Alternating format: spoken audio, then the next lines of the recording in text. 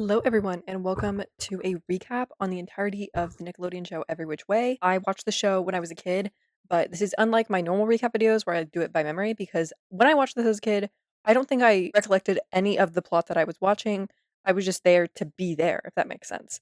So I did watch the show, and it's like a deep dive, but a fair warning is that season one is less note takey than the rest of them. Something just took over and I wasn't writing as much notes as I was in the later seasons. I don't really know. So season one will probably be a little bit shorter just because I don't have much to say on each of the episodes, just like the kind of the general plot instead of many details like I have for the other ones, which is weird. If you don't know, Every Which Way was a Nickelodeon show that ran for 4 seasons about a girl named Emma who discovers that she's a witch and ends up going through some hijinks with magic and all. And then there's a lot of lore. Surprisingly enough, there's so much lore. And it's in like a telenovela fashion just because it was originally a plot for a telenovela on Nickelodeon, but then they moved it to the American version. I do not know why.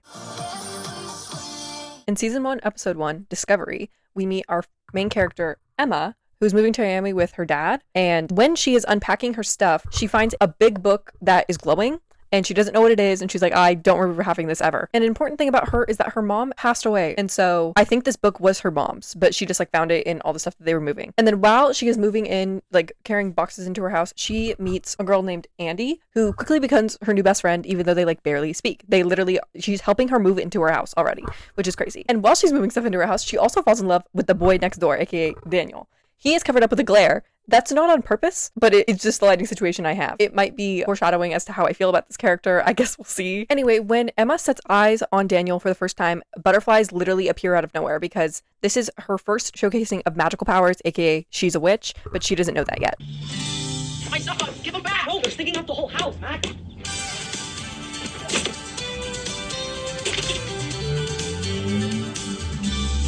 Somehow she does find this out. I think it's like the mysterious introduction of butterflies whenever she sees Daniel, mixed with like her accidentally doing a spell. Important thing, they don't have like wands or anything. This is hand magic. So she can like, Emma's move is like she like pulses her hand like that and then points. They each have different ones. We'll get to that when we get to that. When she figures out that she's a witch in general, somehow, some way, she immediately tells Andy, which is kind of crazy because like burn the witch. Like she could just like sell her out to the government if she really wanted to. Also, the whole thing of like butterflies showing up whenever she looks at Daniel is funny in itself because Daniel is allergic to butterflies. That's his only thing throughout this entire show. And this is also shown in the intro of the show.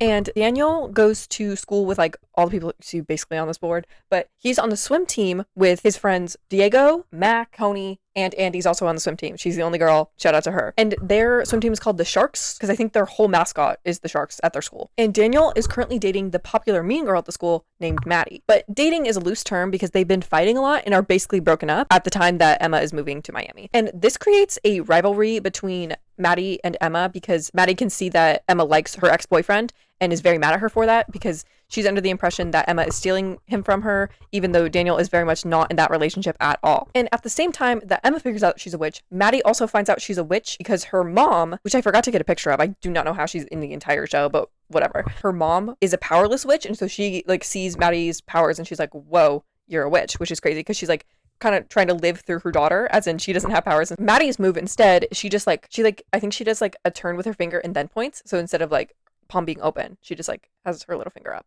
I like that one better. I think it's really cool. And also Emma has purple magic and Maddie has green magic, I do believe. There's no distinction. I don't know why. Just for funsies, I guess. So the first episode is basically just like a lot of introduction as to who the characters are and relationships that they're going to set up. In episode 2, The Big Rescue, Emma and Maddie are both practicing their witch powers inside the school, which is crazy to me, judging that like isn't a normal thing to have. And then while this is happening, all of the sharks are trying to get out of a test that they have to take in like chemistry or something by creating an explosion in the lab. And then their principal, she's very mad at them for this and then goes to complain to their coach, whose name is Julio, I'm pretty sure. And he is also her son, ? The relationship is unclear to me. All I know is that like they're related somehow. And then Emma gets trapped in the bathroom because Maddie purposely like locks her in there with a spell that has like 5 padlocks on the door. And Emma's like freaking out. But then she tries a transport spell for the first time, which is a tricky spell, I think, in general. And so when she tries to do it, she ends up transporting herself into the pool, which isn't ideal. And this happens every single time she tries to do a transport spell. Right as she lands in the pool with the transport spell, Daniel breaks into the bathroom because he was trying to break her out, which like is kind of cute. So they have like 3 vibes now because like they both like each other. They're just not saying anything about it. In episode 3, The Big Chill, Maddie casts a random spell on Emma. I really don't remember what it was, but this basically leads her to go to the nurse because it's so bad. And this is where she meets Nurse Lily, who happens to be a witch guardian. She straight up just tells Emma, she's like, yeah, I'm your guardian. I'm supposed to watch over you and like help you learn your powers. How do they know when new witches just spring up? Is it like a radar? Like, and basically Lily is her guardian because she's a powerless witch. So technically she's like in the witches world because there's a separate realm where all the witches live, I guess. And then Lily warns her that an eclipse is coming up, which someone can basically cast a spell to take Emma's powers away at the eclipse. And specifically Emma's powers would want to be taken away because she's actually the chosen one. Not only is she just a random witch that found her powers, but she happens to be also the chosen one. Sure, why not? The chosen one is the most powerful witch in the wizarding world. That's crazy. This is not Harry Potter in like the witch world, but she basically has the most potential to be one because she just got her powers right now. So like she would have to train to be the most powerful one, but she has the best chance, if you will. And she got witch powers not just willy-nilly, it's genetic, aka her mom was a witch. But obviously she didn't know this because she didn't tell anyone. And I'm sure in this episode, some school shenanigans go down, which I did not write down because that basically happens every episode. Every episode is set at that damn school. In episode 4, I'm a witch. Emma finds the hexarin, which is the glowing book that I talked about earlier. And not only does it glow when she opens it, but it also flies by itself. It is its own conscious object. And it's basically like the magical book that only the chosen one has. And this is when Emma learns more about the fact that her mom was a witch, and she learns that her mom gave up her powers in order to marry her dad because a witch can't be with a mortal just because they don't want to like out the witch's world or whatever. But this also means that her dad doesn't know anything about the magical world at all. Like he has no idea that his wife was a witch or that his daughter is. My dog just had the nerve to come in here like he didn't make me clean up absolutely disgusting shit all over this house today on carpet. Nonetheless, he chose to do that, and now the whole house smells terrible because of him. And yet he has the nerve to come in here like it's not his fault. While Emma is making these discoveries of the hexarin and that her mom was a witch and all that, Maddie is currently working on her own magic and basically is trying to undo spells because she makes some spells that she doesn't want to happen, but undoing spells is much harder than doing them in the first place. So she's figuring that out. And this is when Diego, who was a completely normal person before this, discovers that he has fire and ice powers. See, he is not a wizard though. That is a distinction that we'll make later. And he tells Mac about this because he like realizes it's in front of him or something, or he just trusts him with that information. So they are kind of buddy-buddy in the whole testing out Diego's powers kind of thing. And Daniel, on the other hand, does not know that anyone around him is having these magical powers. He's completely unaware. In episode 5, Magic Fight Club, Emma and Maddie decide to have a magic fight in the middle of the school, which is crazy. I'm pretty sure it's in a closed classroom, but it's still in a public place. And I don't know why they keep doing this. But their principal catches them, which is problematic, not only in the fact is that like she sees them doing magic, which would be bad if she was a normal person, but she's also evil. She was a witch that got her powers taken away, and so she's actually plotting to take Emma's powers away at the eclipse. So this is probably the worst person to find them fighting with magic. And so now she knows that there's 2 witches in her school. And Maddie finds a love spell. I think it's in like one of these spell books that her mom has. And she makes a love pie for Daniel because she wants to win him back because he's still like on the Emma train. These are Maddie's 2 best friends, basically like her henchmen, if you will. This is Katie and then Sophie. Sophie's like the dumb one, and she does not get any smarter throughout this entire show. She's just the token dumb character. And Katie ends up stealing her love spelled pie. And I don't know who she plans to give it to, but she ends up giving it to both Diego and Mac, and so they both fall in love with her. In episode 6, Monkey Business, Lily is going to the principal's office for some reason. I really don't remember why. While she's there, she basically finds out that the principal is turning people into frogs if they find out that she's evil. And so she has this tank of frogs that are just people from the school, past students, teachers, doesn't even matter. And so she's like, I gotta get out of here. And as she's going to warn Emma about this, because she's like, she must be the evil person that's trying to steal your powers, she gets turned into a monkey by Maddie. Why Maddie turns her into a monkey? Just to fuck with her? I don't really know. And while this is happening, Emma is at a magic show for Tony because he's a magician. Of course he is. If you can't tell by the fact that I placed him behind my head, I hate this boy. I wish he didn't exist. And I think she goes to the magic show because he saw her using her powers and was like, oh, you're a magician too. Boy, be so for real.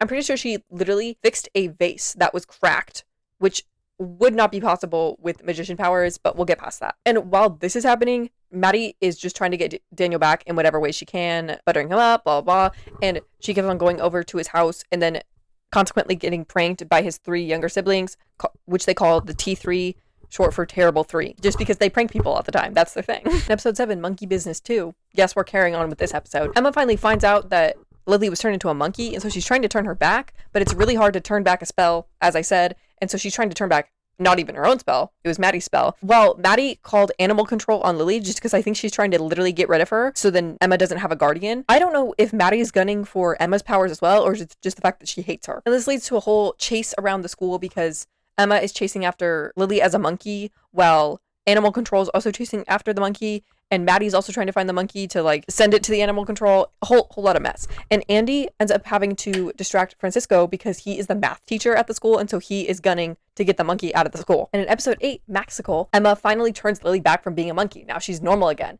And this was right before animal control was about to find them, so very convenient timing. And the principal's son is very sus of Emma, even though I think the principal already has a suspicion that she's a witch, so I really don't know why he's like that sus of her. I think it's of the fact that Nurse Lily is magically back after the monkey randomly disappeared. I think it's more of he's sus because of that. And the fact that Emma broke Maddie's spell is very impressive, and so Lily's really proud of her after this. Daniel's siblings, aka the T3, need a babysitter for the night, and Emma volunteers to do this just because she wants to do a favor for Daniel. They end up springing a prank on her because they're like, oh, new babysitter, fresh meat, if you will. And it ends up hitting their dad instead, and so he gets really mad. And then Maddie breaks into Emma's house, which is objectively crazy, but you know, like, you do you. And then overhears Daniel trying to ask Emma to wear his Letterman jacket because like he wants them to be an item or whatever. But then he's like fumbling hardcore because he literally cannot speak to a girl. And so before he can get the words out, Maddie ends up spelling him to where he's gonna say the opposite of what he's thinking. And so he's gonna say to Emma that like, oh, you're really pretty and like I like you, and then he ends up saying, oh, you're really ugly and I hate you. Unironically, funniest thing ever. Because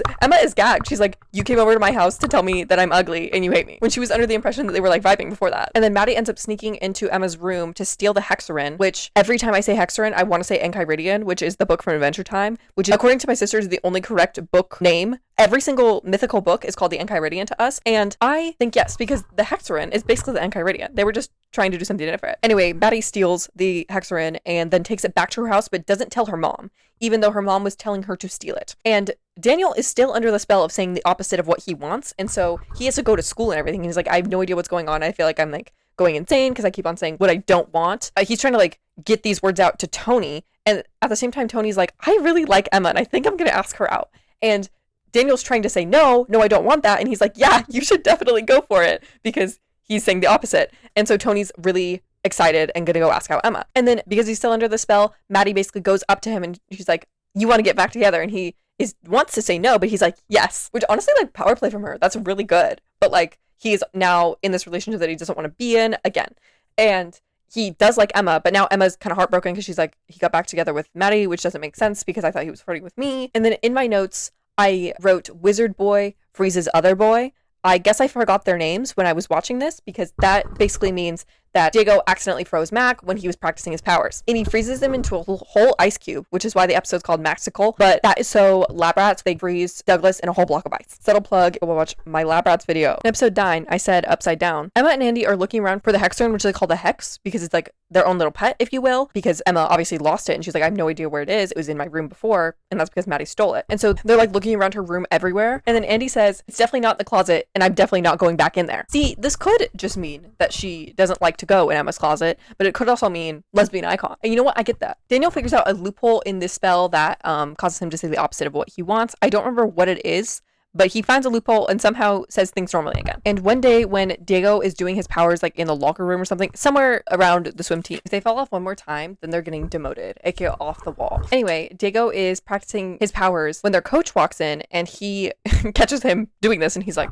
those kind of look like Kanai powers. And he's like, you know magic is real? And he's like, yeah, for sure. And he's like, yeah, I've heard about Kanais, like they can control the elements, so fire and water, and I think you're a Kanai. And so he like is kind of coaching him through this, and this seems like good intentions, but why? Because we know that he is working with the evil principal. So what are his intentions, and are they evil? But this creates like a little bond because Diego at least has someone to talk to that knows what he is, because he can't tell any of his family, because his twin sister, who is not on the board right now just because I didn't have room, this is her. Her name is Gigi. She runs a gossip site that basically, she's literally Gossip Girl for this high school. She just spills everyone's business all the time, and she's filming all the time. So he's not going to tell her anything, basically, because she's going to post it on her blog. Anyway, Diego finds out that when he uses his Kanai powers and like really focuses, he gets Kanai marks all over his body, which are like tattoos, which is so cool. Like they go away once he stops using his powers. But like objectively, that's awesome. Then Tony ends up seeing actual magic happen, aka Maddie's a dumbass and decides to flip the classroom that they're in upside down because she's fighting with Emma or something, and he's in there, so he's like, the fuck? Like, what's going on? And they have to tell him. And they're trying to explain it away, but it's kind of impossible for the classroom to literally flip upside down. And so I think they're trying to convince him that he's going through a hallucination. But they end up just telling him, which is objectively crazy because he's a random boy. I don't know why they're telling that both of them are witches. That's crazy. But Daniel is outside the classroom when they're telling him. And so he hears the words from Maddie's mouth, I'm pretty sure, saying, I'm a witch. He doesn't do anything with this information. Either he forgets it or like someone wipes his mind. I don't remember, but all I know is that he doesn't know after this. So whatever. And then Daniel decides to break into Emma's house to confess his love because he figured out a loophole around his spell. In episode 10, I want to dance with you. Daniel is in Emma's room because he broke into her house through her window. And so he's like trying to get his words out, but then Lily walks in, which is interesting because he's like, why is the school nurse here?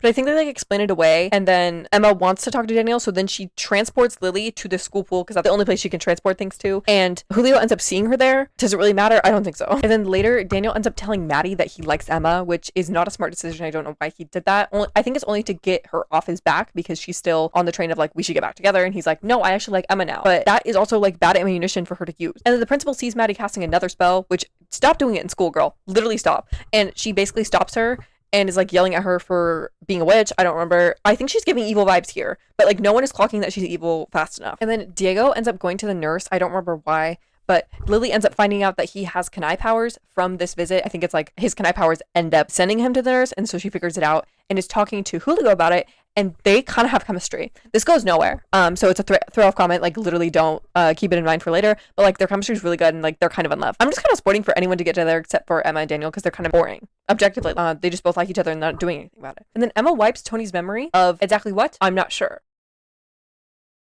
And then an absolutely rancid convo happens. Like it's actually abysmal and I wish I didn't see it.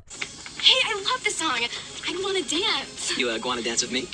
You guys are such geeks.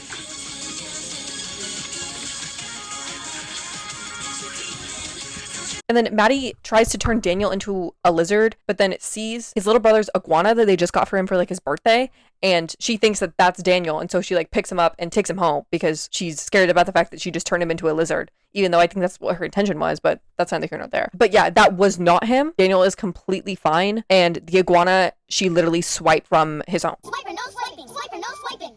Oh, man. In episode 11, I Iguana You Back, Maddie, of course, kidnaps Iguana Daniel, and she fakes being sick to stay home with him because she's worried that he's gonna like die as an iguana. And Daniel is now radio silent, like he's not at school or anything, and Emma thinks she's avoiding him because he blamed her for letting out the iguana because it's missing from his house, and his brother was really excited for it. And it wasn't her, as we know, but she basically thinks that she left the door open, and so he's like, it's all your fault, and so he's like ignoring her. And there's also a chameleon in Maddie's room. I don't know why there's two lizards here now. It's really confusing me. And then Maddie ends up having a date with the iguana because she's like, this is Daniel, at least like now he can't argue against me. And of course Daniel is not an actual iguana. He was just out looking for the iguana, and that's why he was radio silent with Emma. And then Maddie ends up turning the chameleon into a human because she's trying to reverse the spell that was the iguana and Daniel, but I think she hits the wrong lizard, and so she ends up turning the chameleon into a real boy. And what really happened, there was a party at Daniel's house with the whole iguana fiasco. Emma and Daniel, it was him as well, they both left the door open because Daniel was shirtless for some reason, God knows why, and Emma was distracted because of this, and so they left the door open. They're like the definition of middle school couple, and I can't handle them because they are in high school. They could be having much more normal interactions in this. They're freaking me out. And then Maddie purposely sends the iguana to Emma's house to frame her for stealing the iguana, and Daniel finds it there, and then he's like extra mad. The chameleon that she turned into a boy, he escaped her house, and so she takes Katie and Sophie to go find him. In episode 12, I Heart Bo, Daniel thinks that Emma stole the iguana, no, because she denied having let it out, but then also it just pops up in her house, and he's like, that's mighty suspicious. And so he thinks that she purposely stole the iguana because like what would she gain from that? God knows. And he is being very mean about this iguana, but he ends up taking it home to give it to his little brother because that was his birthday present. And while this is happening, Maddie is trying to figure out a way to reverse the chameleon boy situation, but Sophie ends up really liking the boy and names him Bo. And Emma wants revenge on Maddie because somehow she knows that she was the one who planted the iguana there. And Julio is still giving Diego lessons on like the Kanai lore and stuff. And to be honest, I think they're like the Avatar or something. All I know is that like they can control the elements. They're enemies with witches. I know that. Like that they do not vibe, and that's because of like a war that went on between the Kanais and the witches won, which is why there's so little Kanais. And then both Emma and Maddie are trying to gaslight Daniel about what I don't remember, but all I know is that he takes Maddie's side, which is weird because like usually he's like all team against Maddie because she's a manipulative bitch and he knows that. He takes her side instead, and so Emma is like crashing out. And then Tony, because he likes Emma, ends up covering for her and saying that he found the iguana and left it at Emma's house. This puts Emma back in good grace with Daniel and also just gets him off her back, basically, because he wants to do something for Emma. And he ends up, and is surprisingly a good liar. And this is when Daniel is my number one enemy. I literally hate this boy. He's also gullible. He's gullible as shit, and that annoys me to my core. But he's also just like mean. He's so pissy about everything that happens in life, and we'll get there when we get there. Season 3, don't even get me started. I like actually was about to blow a gasket on this boy. Nurse Lily and Andy are talking about like Emma's powers and everything, because Emma's powers, or Emma is not really taking her powers that seriously relatively. She's just like, I have powers, and it's not this chosen one business. She's not really worried about that. But Andy, on the other hand, is really interested in it. And she's like, she wants to be a witch guardian, even though she's not a witch. And so Lily's still talking to her about it and just like, she can look out for Emma. And she basically tells her that someone evil is trying to steal Emma's powers and like they need to keep a lookout because she forgot the whole thing about the principal being evil, to my knowledge, because she got turned into a monk. Like that whole situation, she forgot the principal was evil, or she just isn't connecting that the principal is the one trying to steal Emma's powers. Andy is trying to get it through Emma's thick skull that she needs to worry about her powers because she's going to get them stolen at the eclipse, like someone is out to get her, and Emma is just not having it. And they have a full argument in the school hallway about Emma's magic. Like they're screaming about the fact that she has magic, and I'm like, you have no survival instinct. Like literally anyone could hear you. And then I'm pretty sure Emma is going over to Daniel's house for something, I don't remember, but the T3 end up being nice to her, which is like very rare for them. They hate Maddie's guts. They literally hate her. So they pranked her every single time she came over, but now they're nice to Emma, and so I guess that's like a good sign for if she wanted to date Daniel. But then Tony ends up inviting Emma. I think this is his way of like asking her out to the beach ball party that they're having, which is just like a beach party. I really don't know what it's for. Daniel also wants to ask her, and he gets really sad because she says yes to Tony just because he asked. Also, she's under the impression that like Daniel's kind of like not on her shit right now because like he was literally mad at her like 0.5 seconds ago. Andy ends up being spelled to be in like Maddie's little posse with Katie and Sophie, which they call themselves the Panthers. She is like now like fashionable, which she like is not normally. She like is very into like tools and building stuff and like very like tomboy-ish, aka not being the lesbian allegations. But now she's like very fashionable and like is worried about like clothes and makeup, and she is just following around Maddie everywhere and is mean to Emma. And I'm pretty sure Maddie did this only for the fact that like she didn't want Andy helping her with her whole powers and stuff and like the chosen one business. In episode 13, Pantherized, Maddie's plan of turning Andy into a panther actually backfires because Andy ends up being a better panther than Maddie. And so she like takes control of the group, and Katie and Sophie are following her around instead. And Emma is like really distraught about this whole situation because she's like, oh, my best friend is like literally turning on me right now. And Lily finally figures out that the principal is the one trying to steal Emma's powers, because I think she like sees the frogs again, and then I think she also just like sees her doing evil things because she's like torturing Diego, and I think is about to like turn him into a frog because she finds out that he's a Kanai, and like she's like, evil boy, you're a Kanai, I'm gonna turn you into a frog. Lily like catches her, and so she like saves Diego's life basically, but then she also figures out that she's evil. And then Julio is helping Diego like practice his powers, so he's like basically the whole avatar now. He has fire, water, wind, and earth, I'm pretty sure that sounds right. And then because Andy is now a panther, Emma has no one to practice magic with, and so she has Tony because he knows that she's a witch. And this makes Daniel more jealous because like he's hanging out with her a lot. And then the chameleon boy is still around for some reason, so Sophie has Bo hang out with Mac because they're both stupid, and Mac is like barely here, to be honest. He's just like a boy on the swim team who happens to be stupid, because now that Diego's dealing with his Kanai business, he's not really hanging out with him, and so he is brought in to just hang out with Bo. And this is also led on by Daniel from the fact that he can see Bo's like not all there, which like he's under the impression that he's just ran a boy, which is kind of crazy. So he's like calling him stupid, and he calls him Lieutenant Oddball. Okay. And Emma's talking to Tony about the fact that she lost the magic book that she had called the Hexarin, and he's like, well, Maddie obviously stole it. He uses one brain cell and he's like, yeah, Maddie obviously stole it. And so they literally break into her house to go steal it, but then they get caught. And so she like hides it under the bed, and then they run out before they get caught. And I think with the Hexarin, Emma figures out how to break the spell that turned Andy into a panther. And so now she's like normal again.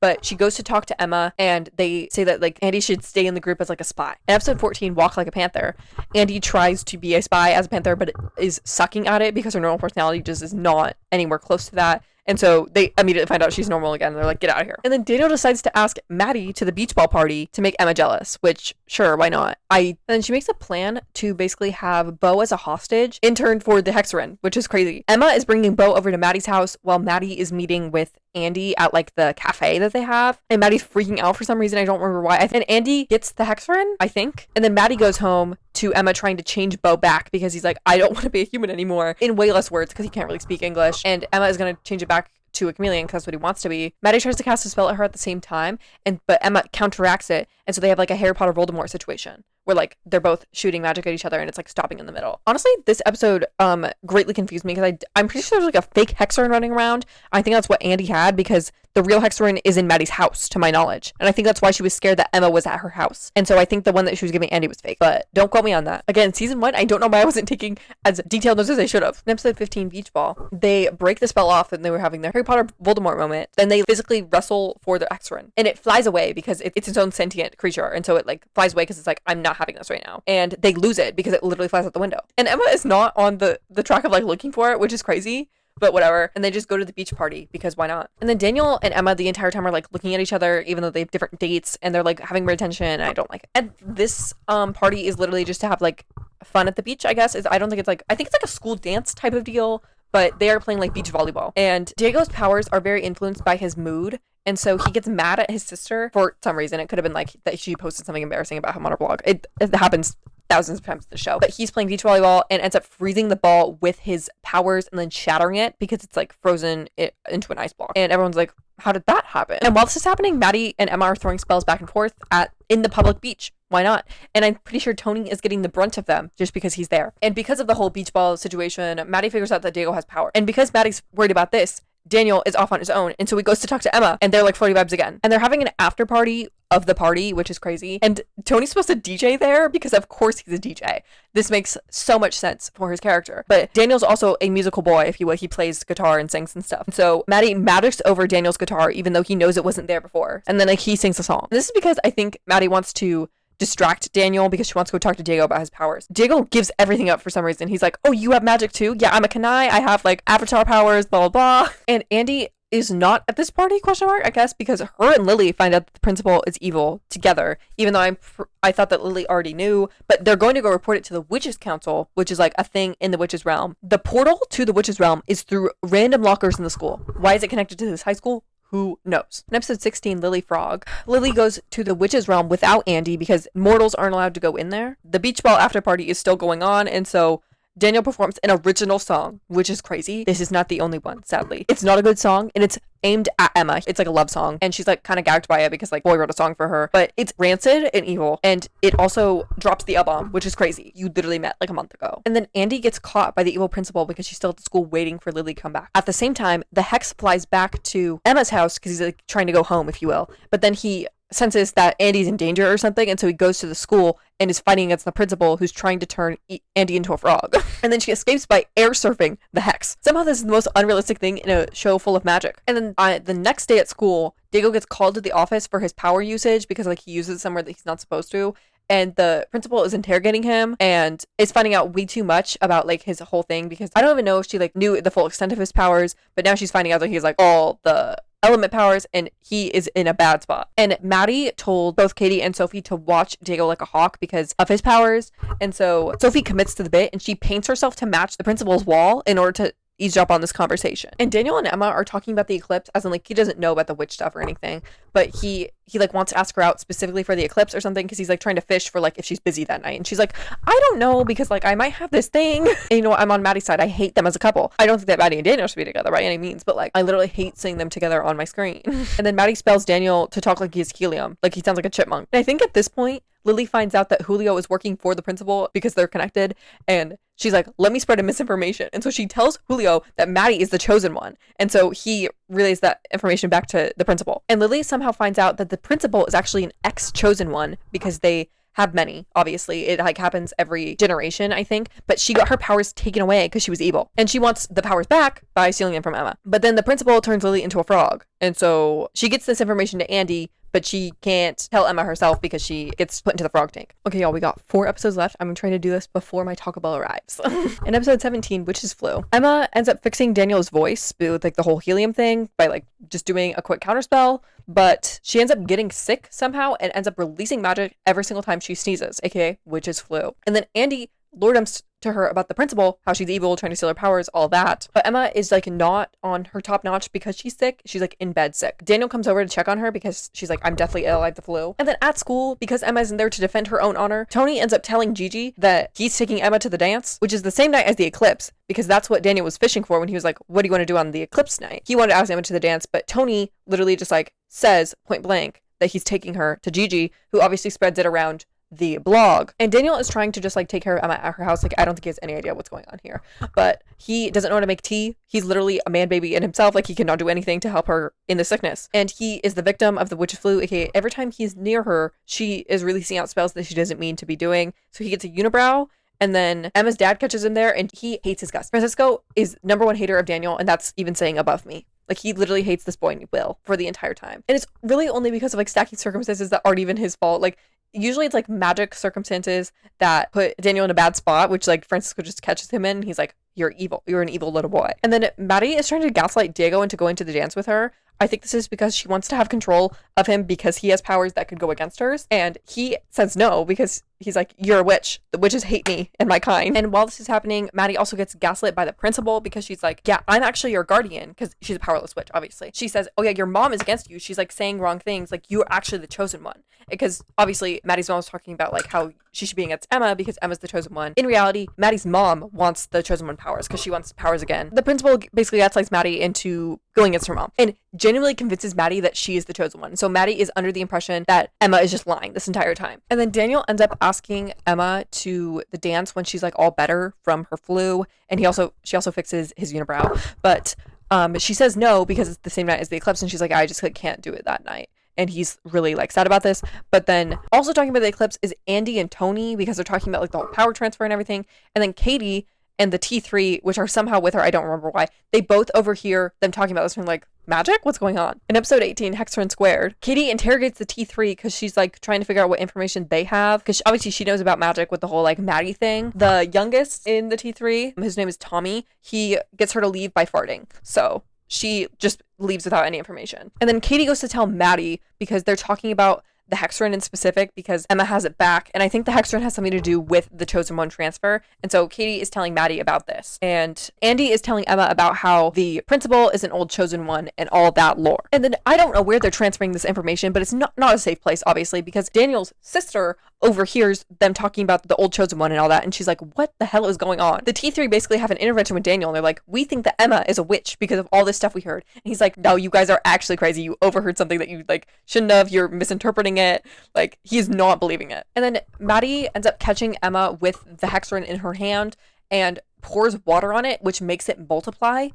I don't know if this is like a thing that it always does, but it did it right now, and that's what matters. And the principal shows up and tries to vaporize Emma, which, sure, why not? And Maddie is like genuinely scared of her, and she's like, maybe I shouldn't cross this bitch. And I think the reason that she's like so pro getting the hexagon is because the principal needs it, and so she's like, I need to get that hexagon because I'm the chosen one. And Maddie is under the impression that she actually vaporized Emma, but in reality, Emma just transported into the pool right as she's going to vaporize her, and so it looks like she died. The principal steals a fake hexagon because there's like multiple of them, and so she just like takes one. And then Maddie somehow like grows a backbone now, and she's like, oh my god, I think I was actually at the hands of killing someone.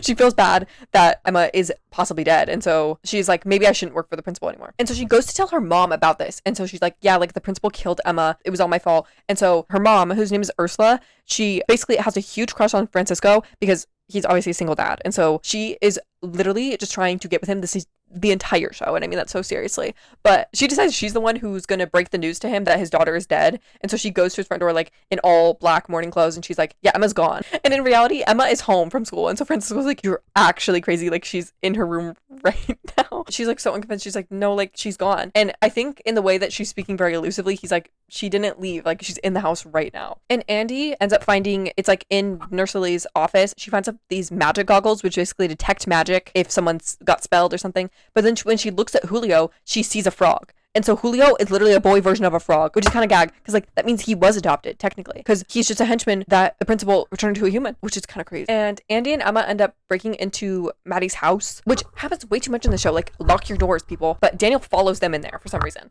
And then Daniel and Mac end up like looking through the principal's office because they're like trying to find proof that she's evil with the whole Kanai business and stuff like that because he's trying to like plead his case about being harassed. Because he was like literally threatened of his life, and they end up finding a secret like layer that's on the other side of the one of the walls. Like the wall literally flips, and it's like this whole layer of like the chosen one stuff and all that. My dog has decided to behave after scaring the absolute shit out of me because he again needed to shit, but he did it outside this time, so like, at least there's that. Wet dog food is actually evil, and I wish it upon no one. So the reason that Emma and Andy were breaking into Maddie's house is because I think that they thought that she had the hexarin because they didn't have the real one with the whole multiplying business or something, because Emma had to like, get out of there because she was about to get vaporized. They're looking through her personal things, and Daniel is like watching them just like scarf through her room, which is crazy, but they end up like going into this trunk by the foot of her bed, and what's actually in the trunk is like a photo of her and her dad, which is really sad because like they thought like, her most personal things are in this trunk because it was like locked, and then it was just a photo of her and her dad. In episode 19, which is which, Daniel is covering for Emma and Andy, who are still looking through her room because Maddie ends up coming home, and he's like, oh yeah, I'm just here like looking for you, and then he ends up like giving her a song that was originally written for Emma, and she's like kind of gagged. She's like, you think about me that way? And he's like, yeah, for sure. And it's like on a voice memo, like that's how he plays the song. So Maddie's listening to it and she's like so happy, but then at the end of the voice memo it's basically him saying that how much he likes Emma, and so she's like, the fuck, like this is actually so messed up. And then at the school, I do believe, Diego overhears the principal and Julio talking about the whole power transfer thing because they need a Kanai as the power conduit in between the chosen one and the person stealing the powers. And so that's the reason Julio has been so nice to Diego and like training him in his powers, because they're using him to basically kill him by disintegrating him with the power. Right after this, Daniel is hiding at Emma's house because the principal comes in and is like trying to look for her to kill her.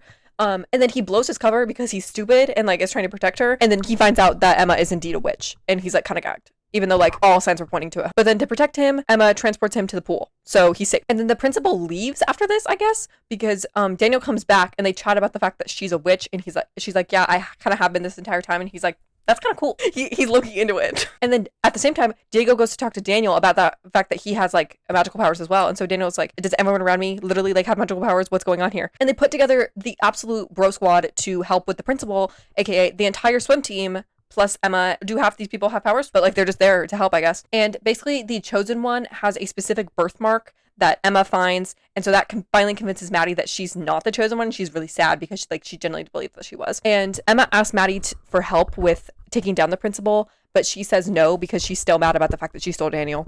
And then Daniel breaks into Emma's house again after like this whole fiasco, and they like hug because they like each other or whatever. I didn't beat my Taco Bell. I have to go through the finale before I get to eat it. In episode 20, Icky, the season finale, the chosen one, they are planning a trap. So like specifically the sharks are planning a trap for the principal because they're like trying to like basically gang up on her to take her down. And Daniel goes with them after having a chat with Emma, and he's like, you should just stay home so like you're not in danger.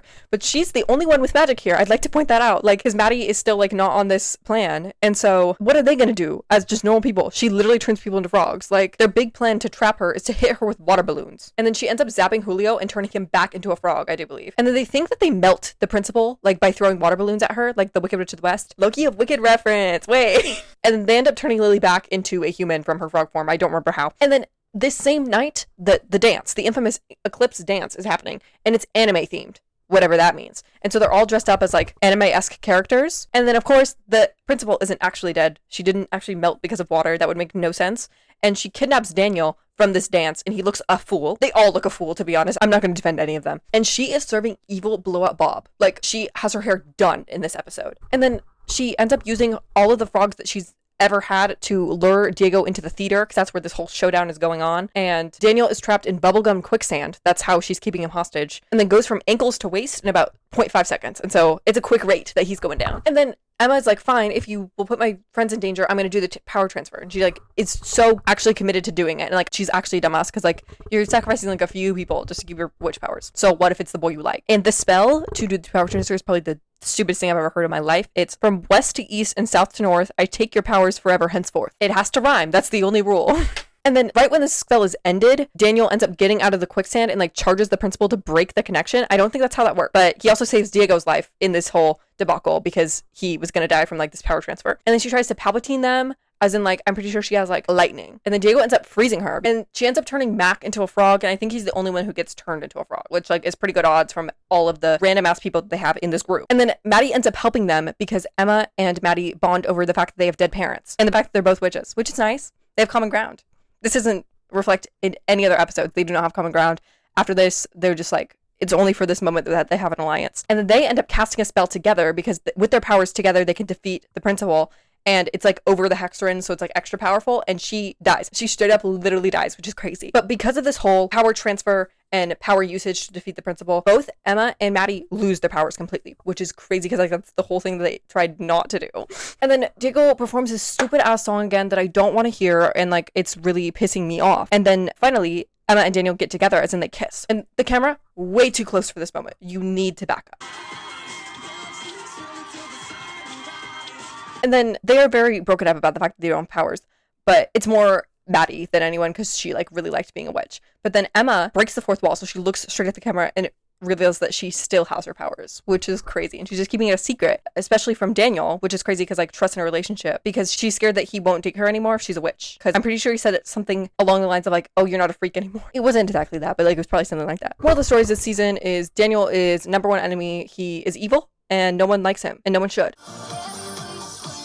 Guess who filmed an hour of footage for season 2, and then it turns out her mic wasn't working the entire time. I tested it this time, which I felt like I did last time too, but if this isn't working this time, I'm gonna blow a gasket. Because season 2 is very interesting. We'll get into it, but like the fact that I have to repeat myself for maybe 15 episodes is crazy. In season 2, episode 1, Jacks of Hearts, we are introduced to new budget of the show because the first season obviously did well, and so they now have an outside set of the school, which is cool because they didn't have that before. And we have a new character introduced who is Jax, and he is introduced by saying the lines, Iridium High, prepare to be Jax, because they go to Iridium High, which is a chemical? ? I don't know, actually. What a line to entrance with, for sure. He also has an Australian accent, and he is played by Rahart Adams, which I haven't mentioned who's played who at all, but he's important because he was in the Nickelodeon Twilight ripoff, Liar Liar Vampire, which I made a video on. Also, he's a little bit of the reason why I rewatched the show to begin with. He is a hottie. And some updates from last season is that since the evil principal was taken down, Emma's dad is now the new principal of the entire school. And Emma obviously still has her powers, but hasn't told anyone. And then Maddie still doesn't have her powers, but her mom has them instead. And it turns out that Jax also has powers, and he is a wizard. And Emma has to tour him around the school because he's the new kid. And while she's touring him, he sees the hexagon in her locker, and obviously he knows what that is because he's a wizard, but she is somehow bringing it to school. I literally do not know why. There's no reason for her to have this at school. And this isn't even on one occasion. She gets caught talking to the damn book so much that he's like actually curious as to what she's doing. And then Jax also steals Emma's wallet, which I think he's just trying to like get under her skin kind of, and also because he wants to play around with his magic. He's very much just like a, if I have magic, I'm going to use it kind of guy. And then Daniel ends up getting detention because the T3 frame him for messing with Emma's dad, and Emma's dad already hates him, and so he is very happy to give him detention, actually. And then we have another introduction of new characters, and that is the Witches Council. But they show up in this episode because they're coming to check on Emma. In episode 2, Runaway Witch, Diego makes an ice sculpture specifically for Maddie because he is trying to give her a gift, and she doesn't have her powers, but she thinks that she got her powers back from making this ice sculpture because I think it's of her or something that she likes. He decides to go along with it just because he feels bad and also wants her to be happy. And the Witches Council goes to see Emma at her house and tells her that she can't date Daniel. This is because witches aren't allowed to date mortals because like they're not supposed to know about the witches realm, but Daniel already knows, so I feel like we already crossed that bridge. And also, he is under the impression that she doesn't have her powers back, of course. It's not like she's using her powers like all the time. But she transports them into the pool because Daniel shows up at her house, and obviously she doesn't want him to know that she has witch business going on. And then Daniel and Emma end up having a heart-to-heart about how like he's like, oh yeah, I'm so glad that you don't have powers anymore because that means because I want to protect you from like evil and blah blah blah. And like I feel like I couldn't do that when you were in this whole witch business. She's like, yeah, for sure. Which like I don't think that he should be having that. I think if you have powers, you should be using them. And all the secrecy on Daniel's side only for Jax to be looking at Emma through her window, which like why is he doing that? I don't know. She's a big open window in her kitchen and everyone spies on her through this damn thing. But he sees her casting a spell in her own house. He knows for sure that she's a witch, which he guessed at by the big glowing book in her locker that she was talking to because she isn't very secretive. But he now knows for sure. Back with the whole Diego Maddie situation, the reason that he's pretending to go along with the whole powers business is because he's actually in love with her, which I would usually go against him trying to date his like best friend's ex. At the same time, I think they are adorable together. and I support every single thing of this business. And to get into the whole school community, basically, Jax wants to try out for the swim team because everyone and their mother is on the swim team. And then the Witches Council comes back to Emma and harasses her again, and they basically give her like a whole lore thing of her mom had to give up her own powers to marry Francisco because they can't date mortals. The Witches Council basically tells Emma that she shouldn't do this as well, to be like, yeah, keep your powers and don't date this random boy. Inside the Witches Council, there's problems in itself, and so one of the members runs away, and that's her, and she just runs off to do her own thing, I guess, but then they catch her and send her to basically this empty white room to torture her. But they need 3 people on the Witches Council at all times, and so they replace this girl who ran away with Lily. And the other members here, which will become important as their own characters later, is the main guy is Agamemnon, and then the other lady is Desdemona. In episode 3, Love Pie Redux, Jax straight up shows Emma that he's a wizard just because he feels like he can trust her with that information, judging she's a witch. And also, if she tells anyone, he can just tell everyone that she's a witch as well. And he does this by exploding a bunch of goo on her, which is actually evil and mean. Also, he does it at school. People need to learn to not use their freaking powers at school, and I actually am so sick of it. Anyway, she gets caught with a bunch of goo on her and gets in trouble for exploding something in the chem lab, and then she has to go clean it up in the bathroom. And it's stuck in her hair and everything, so she just uses magic to clean it up. But when she comes out of the bathroom completely spotless and dry, everyone's like, that was a mighty fast, especially Daniel, who gets very suspicious of her from this encounter. And then Emma is talking to Jax about the whole wizarding business. He finds out that she's being visited by the Witches Council, and he's like, oh, that sucks. And then when he finds out that the reason is because she's dating Daniel, he's like, oh, just dump the guy. That is so stupid. And then with the whole Maddie's powers business, Katie and Sophie are tired of Maddie being sad all the time, and so they are also hopping on the train of pretending that she has her powers back. And this basically means that Diego is doing every single thing that she wants with her powers, at least to the best of his ability, because he only has Kenai powers, obviously. And her mom is in full support of this plan because obviously she has her powers and doesn't want to give them up. And Diego's the only one who's kind of on the fence about doing this whole plan because he feels bad about lying to her, but then she ends up finding out anyway. And then with the whole goo incident as well, Diego also sees it, and so he asks Emma if she has her powers back, and she's like, no, I just cleaned it really fast. And then Maddie, in revenge for the whole pretending to have her powers business, gets mad at all of them, and so she plots a revenge plot, and basically she just ends up manipulating Diego into doing the same thing that he was doing before, and he agrees, obviously, because he's in love with her. And because Maddie's mom now has her powers, she does a love spell on a pie, like they did in season 1, and then gives it to Emma's dad because she's in love with him. And it works to the point where he's obviously obsessed with her in a not real way. And Emma and Maddie are not happy about it. And Fairy Godmother's not happy about it. Episode 4, Powers by Proxy. Maddie and Emma end up working together to try and drive their parents apart because they don't understand why Emma's dad looks like he's spelled, because they think that everyone has lost their powers. And then even in his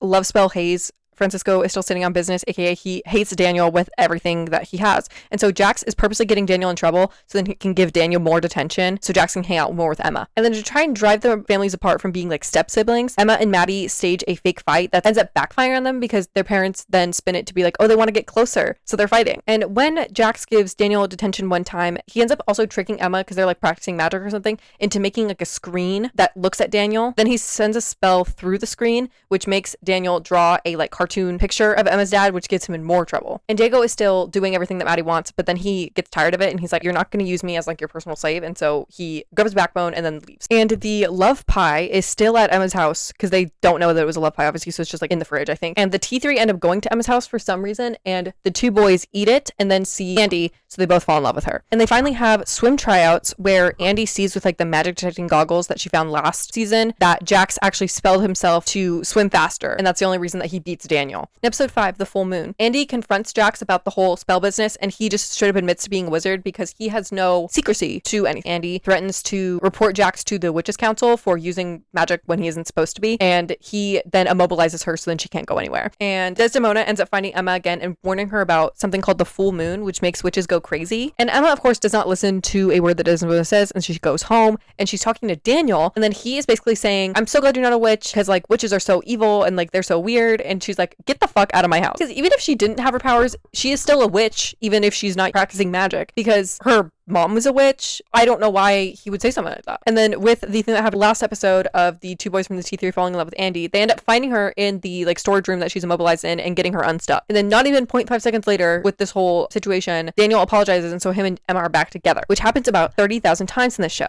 And when Jax immobilized Andy, he stole the magic goggles that she had, and the T3 end up getting them back for her. And as an update for Diego and Maddie, he's still agreeing to do some stuff for her just because he likes her, but they are actually the cutest because because he just like wants to hang out with her no matter what. Like he doesn't even care what he's doing. And like it literally just hangs out with the three of them all the time because he just wants to spend time with Maddie. And Maddie calls him Proxy because he's her powers by proxy. She calls him it like the rest of the show. And that's so cute. Like they're actually the ideal ship. We don't even care about this love triangle business that's about to happen. Like I actually cannot give a crap because they are so cute. And Jax is running around like literally telling his secrets to everyone. And he runs and tells Maddie that he's a wizard. I think she like catches him doing a spell and then he just like admits it. But at the same time, like, why are you not keeping the secret? Honestly, I think this is just a way for him to help Emma breaking the love spells because obviously she can't admit that she has magic to break them because they figure out that it's a love spell, obviously, in the way that Francisco is acting and also the two boys in the T3. And so they break both of them with Jax's magic. And then Desdemona ends up getting a job at the school as a gym teacher because she wants to be around Emma more to watch over her. And she tells her more about the full moon, as in she tells her that Emma's mom actually helped her through a full moon where she turned evil once. And of course, this is foreshadowing that happens about 20 seconds later, as in full moon's coming up, but Desdemona turns evil early in preparation for the full moon and wants to get revenge on Emma's mom by getting revenge on Emma.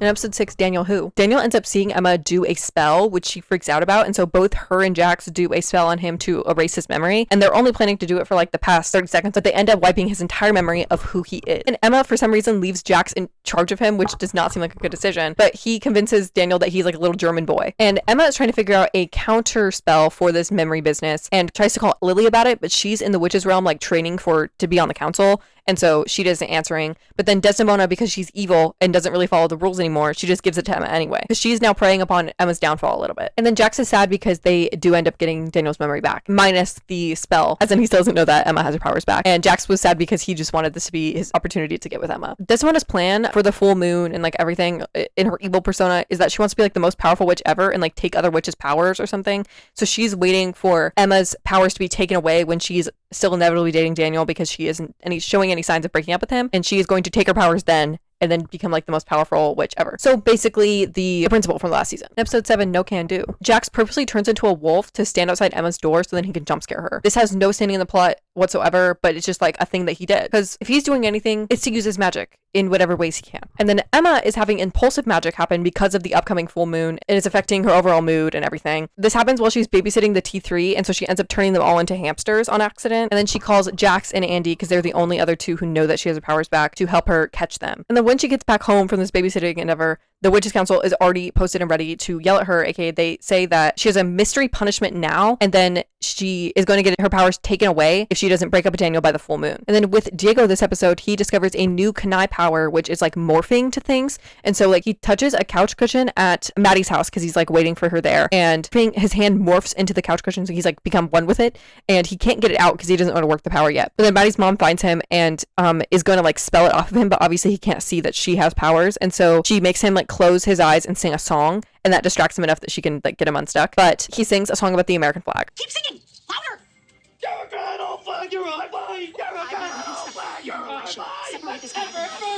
In episode 8, Werewolves in Siberia, Emma's punishment is that she gets sent to Siberia where there's like wolves. Sick, I guess, but then she just transfers back, and so she's in the school pool. Other punishments that they give her is that Agamemnon is at her school and like purposely spelling her when she's trying to talk to people, basically to do public embarrassments. Then she is more inclined to break up Daniel. So every time someone says shark, she dances uncontrollably, and then every single time Daniel talks to her, she screams randomly, and then she can also only respond with "oh yeah" in a really weird voice. Emma, are you okay?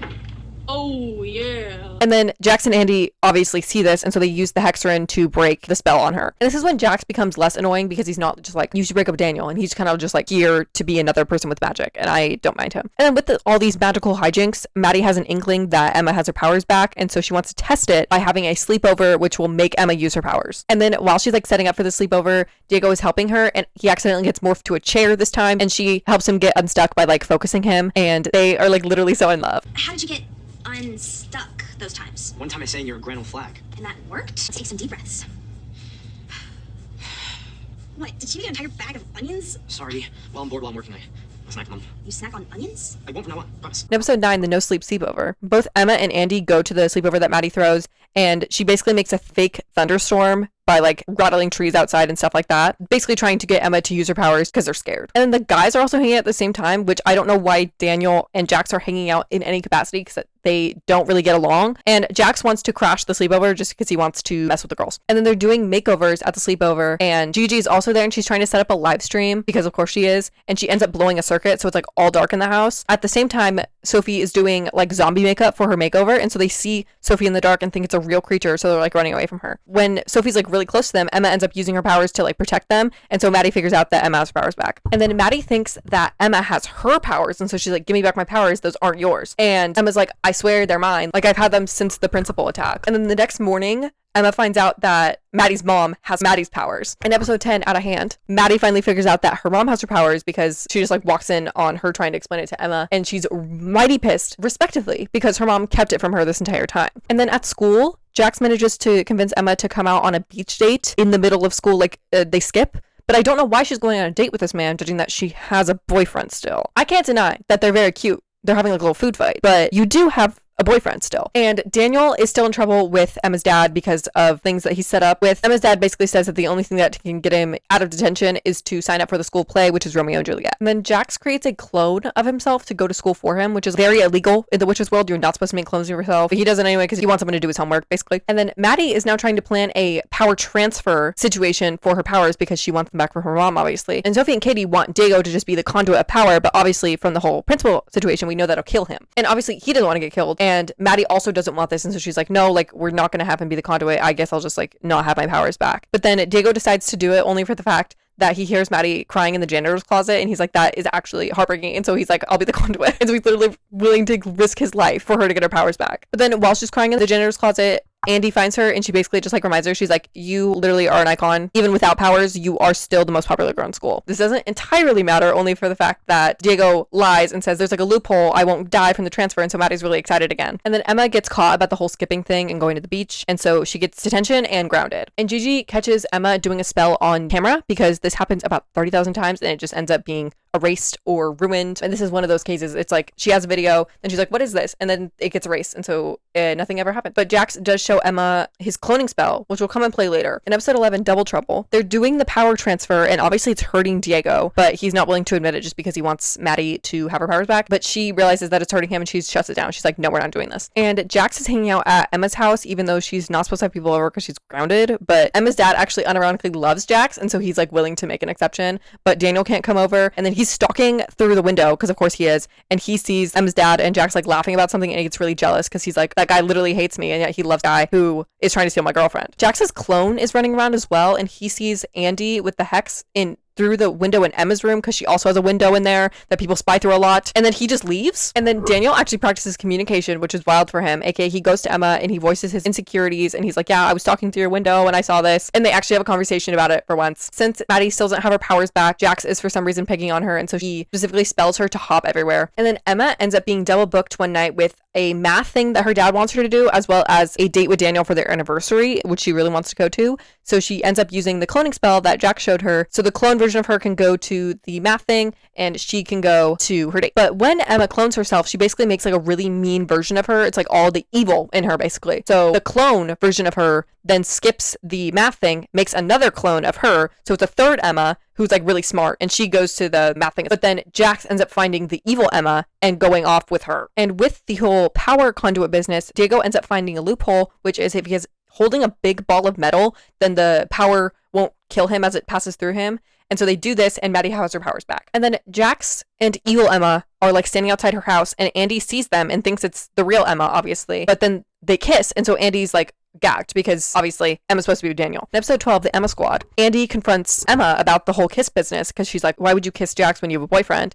And Emma denies this because she didn't, technically. And then Emma asks Jax for the reversal spell of the clones because she still has like two versions of herself running around. But he says no because he's mad that it was evil Emma who kissed him and not her. And then there's still Emma's running around the school, obviously. And so Daniel runs into smart Emma, which was the third clone. And she's like all nervous around him, so he's like kind of weirded out because that's not normal. And then evil Emma goes to find nerd Emma and convinces her to create another clone, which is like Zen Emma, if you will. And then she creates another clone, which is Lazy Emma, to go play video games with Andy because she doesn't want to. And then Daniel also runs into Evil Emma, and he's like, why'd you change clothes? Because she's like wearing a completely different outfit. But then also he gets really suspicious of her because she talks about like clubbing, which normal Emma never does. And Maddie is having struggles trying to get her powers to where they were before because her spells aren't working in the way that she wants them to. And Evil Emma goes and finds her and like tells her a lie about how to get her powers to work. And Gigi overhears the entire thing. And then Daniel walks into Emma's house where like all 5 versions of her are, and so he's gagged to say the least. In episode 13, Miss Minion, Daniel obviously gets pissed because he's like, you've had your powers back this entire time and you didn't tell me. And then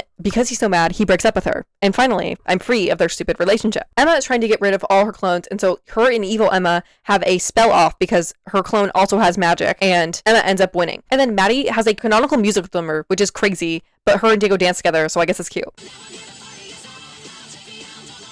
And then Evil Emma is still running around even though she lost the whole spell business. And so Jax ends up finding her and hitting on her because he's like, if I can have any version of Emma, I'll take it. But she ends up locking him in a locker. And then Gigi overhears another conversation about Emma and Maddie being witches and films part of it. And Gigi is about to release this video, but Desdemona finds her, and obviously she's evil. And so she wants to keep Daniel and Emma together as long as they can, but they're broken up now. And so she wants to use Gigi as a minion. In episode 14, the breakup, to make Gigi her minion, Desdemona basically spells her to do whatever she tells her. And this just means that she won't tell anyone about like what she's doing, and she'll just act relatively normal, but just like do things in respect to like getting info on Daniel and getting Daniel and Emma back together. And then Lily catches Emma with the whole clone business, and she's like, that's a big no-no, you cannot do that. The witch law is very much against that. And Emma's going through it because obviously Daniel broke up with her, and she's seeing Daniel's face like in other people now because she really misses him. And then Andy's trying to take Emma out to like distract her from this, but then Desdemona has Gigi like post propaganda on her blog about how both Emma and Daniel are like really sad about the breakup. And so Emma sees this and she's like, well, if he's sad, then he might want to get back together with me. And unironically, this moment is the only time I like Daniel because he's not head over heels for Emma for once,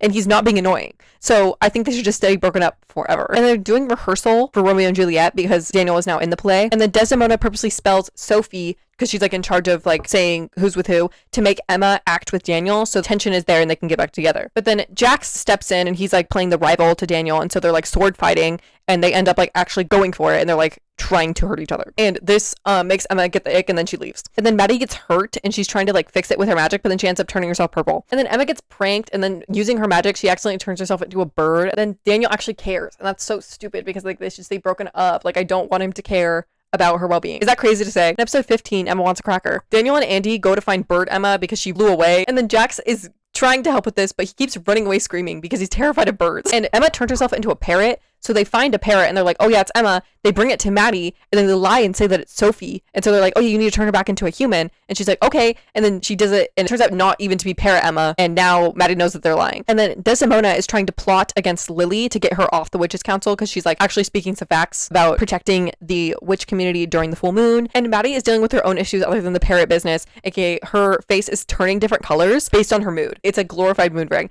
and it turns red around Diego because she likes him. And this gives Diego some hope because he's like, oh, if she's nervous around me and like her face is turning red, that obviously must mean that she likes me.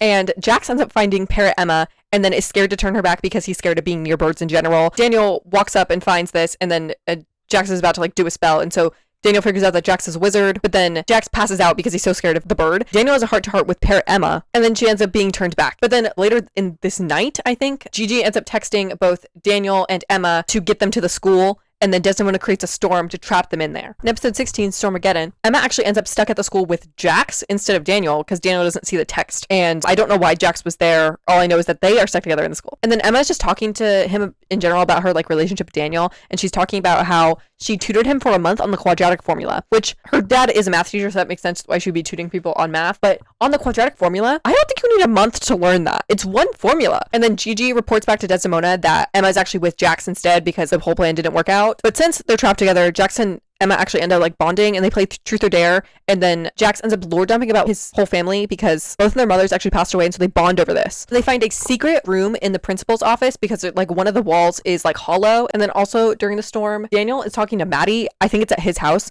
but basically they have a heart-to-heart about why she's better off dating Diego because she's like talking about how she likes him. And then she also points out that he is in the wrong for being mad at Emma because Obviously, she did keep it a secret that she didn't have her powers, but he didn't make it easy to tell him by any margin. He was talking about how he's so glad that she wasn't a witch anymore and all that. And then because of their night in the school, Emma and Jax actually end up bonding so much that they almost kiss. And then Desdemona purposely has like a loud noise to stop it because she's like watching them. No, this can't be happening. I know, and I can't vlog about it. No. And they end up playing chess while they're waiting as well, which is so Twilight coded. Do you think they purposely did that because he was in the movie that was a Twilight ripoff? I doubt it, but you know, like that's a fun idea. They're talking about the whole clone business, and so she overhears that Emma used the illegal clone spell, and she's like, oh, that's big. And then Daniel finally sees his text, because I think once the storm is over, he can like get service again. And when he gets to the school, he sees Emma and Jax hugging, and so he gets really sad, even though he was the one who broke up with her. And then obviously Desdemona reports back to the Witches Council, and she's like, both Emma and Jax use a cloning spell, which is very illegal, and so they're gonna get their powers taken away because of it. In episode 17 about a wizard, Jax ends up being the only one to get his powers taken away because he takes the fall for Emma and basically says, I convinced her to do it, and like it wasn't her fault. And Emma's like very against it. She's like, no, don't get your powers taken away from me. Like he does it anyway because he likes her. And then after he gets his powers taken away, Emma's so grateful that she actually ends up kissing him. Listen, I know you might be mad about me lying to the council, but they're gone. I know. Thank you. Anytime.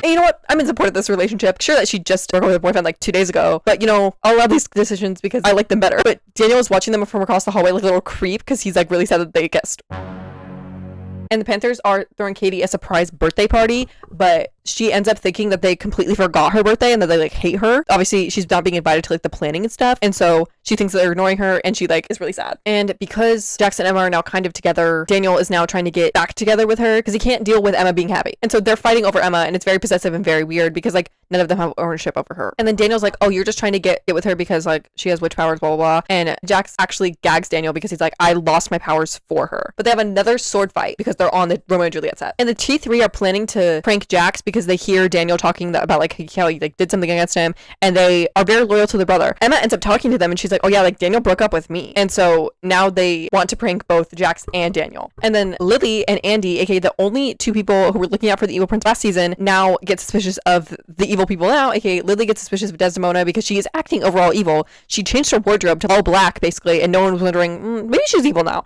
But then Andy is also sus of Gigi because she's doing things that seem inherently evil. And they're planning like dates for Katie's birthday party, and Desdemona is trying to set up a jealousy thing to make Emma jealous of other people wanting Daniel. And so I think she spells Sophie to want to go with Daniel, so they're going together, and then Emma goes with Jax anyway. And then the girl who ran away from the Witches Council was being locked up in that white room escaped, and Desdemona finds her and then sends her back to Limbo. And then at this point in the season, when I was watching it, which by the way, I started watching this show over a year ago. It was last Christmas that I started watching it, so it's been a long time coming. This video has, but I just made a note here. I said, why is the show so long? Send help. I'm also severely sick.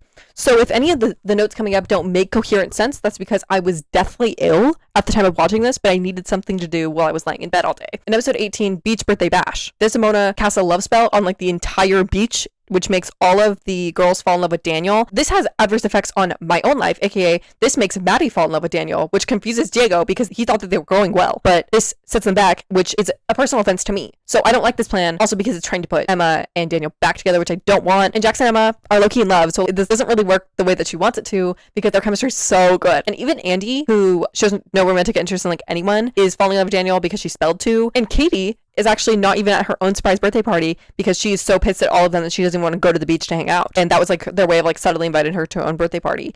And Diego ends up giving a speech, and he's like, oh, we need to go find Katie because like friendship conquers all. And then I think by this point the spell wears off, at least on Maddie's side, because she's talking to Diego and they're like on good terms again. And then Jax ends up getting jealous because Emma wants to save Daniel because he's getting harassed by every single woman on that beach who's trying to get with him. And so she's like, maybe we should help him out actually. But Jax gets mad at her for this, even though like it's not entirely out of a romantic reason. She just kind of wants to help a guy out. And the T3 are planning a prank for opening night, which will either hit Daniel or Jax. And they end up getting Katie back to her own birthday party, and she's grateful that they threw it for her. And then Diego ends up setting off fireworks with his powers, which like I don't know how he did that. And then we are hop-skipping and jumping from that plot entirely, but it's still in this episode, of course. Andy's playing this like zombie shooter video game, but she mods it to where like the specific zombie just like stays alive and like is nice to her, and that's because she thinks he's hot. And you know what? I support that. But he's about to die in the game, and so Emma spells the TV to bring him to life. This means that he's brought into their life as well. Like he comes out of the TV and he's a real life zombie in the real world. Since in the game he's like modded to not attack people, he's not going to eat people's brains on site, you know? In episode 19, Zombie Boyfriend. Andy's zombie boyfriend, who's named Philip, escapes to the city, which isn't ideal because even though they know that he's not going to like directly attack people, he could get hungry and then accidentally eat someone's brains. And they use a locator spell to find him wherever he is. Daniel is also there for some reason. And Andy is very pro like keeping him in the real world because she's in love with him. And Jax is having his own struggles this episode, aka he usually does everything with magic. Like he was raised to do all household chores with magic. He's never like worked a day in his life basically. And now that he doesn't have it, he has to learn what laundry is, like how to do the dishes. And then with my fave couple, they're having their own issues because Maddie's mom is now suddenly against them dating because Diego is a kanai. At the same time, they were hanging out beforehand and you didn't care. He has countless times helped your daughter because she was sad without her powers and he was like helping her through that. And then Jax has a turning point, and I think it's from like not being able to use his magic. He randomly has an evil era and he's like, I'm going to use the last light, which is like connected to the full moon, to take over the magic realm and get my powers back. Okay, bud. And then Diego and Maddie don't listen to Maddie's mom's advice, aka they still like each other and they almost kiss. And then opening night finally arrives for Romeo and Juliet, and the T3 end up pranking Daniel because him and Jax are having a sword fight over Emma yet again, and the prank ends up landing on him. Episode 20, Andy and Philip sitting in a tree. Philip is still around, but the problem is that he is now living off pizza because that's the one thing that he likes to eat other than what he normally eats, which is prunes. But he's now very violent because he's very attached to Andy, aka if anyone's mean to Andy, he'll try and attack them and eat them. And so Daniel is trying to convince Andy to send him back into the game, but she is very resistant to this. And Emma is talking to Jax, and he's basically like telling her struggles about not having powers, and so she agrees to help him get his powers back because she's the reason that they were taken away and she feels bad, but also to do the things that he needs with his powers. And Maddie and Diego end up dating in secret because her mom obviously does not approve. They decide they want to be together anyway. And Daniel goes to talk to Emma about sending Philip back into the game. And Emma does do this, but only when Philip is like literally about to eat Sophie's brain.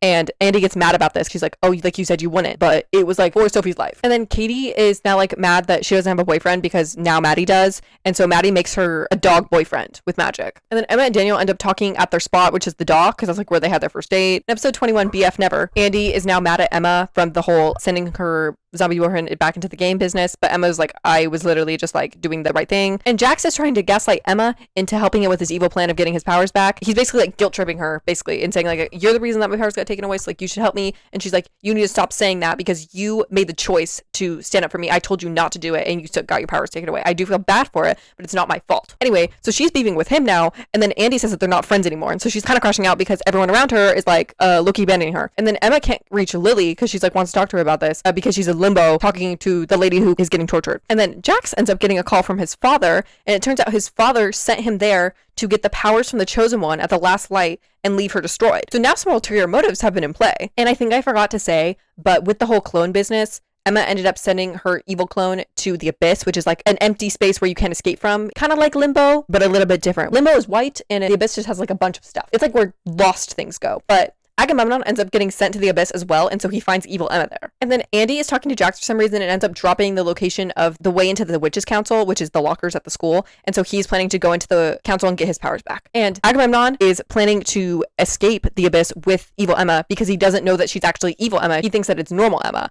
And so they escape together, and then she admits, she's like, I'm actually evil. In episode 22, The Abyss, after she admits that she's evil, evil Emma sends Agamemnon to Limbo. And Emma is still mad at Jax, and so she like yells at him for not paying attention to her, even though like he's off doing his own thing, which she does not know about. But this means that they're drifting apart, which makes her like Daniel more, and I can't deal with this. And then basically the normal version of Emma is very like by the book, and like she actually doesn't like to use her magic that much for fun reasons necessarily, and Jax only brings out like the fun side of her that's like doing bad things with her magic. And so she breaks up with him because she's like, you only like that version of me. And low-key, she's kind of right, because like he's just kind of like feeding into it the entire time, because he obviously has ulterior motives where he wants to like use her magic to get his magic back, and she's like, I'm not dealing with this. So she breaks up with him. He does apologize for this when they break up though, so at least there's some growth there. But then evil Emma is obviously escaped from the Abyss now, so she goes and finds Emma and Daniel and sends them both to the Abyss. And Diego discovers yet another Kanai power, which is creating portals, whatever that means. He can create portals about anywhere, but the people who are stuck in limbo, aka Lily and Agamemnon, send a note through the portal that he makes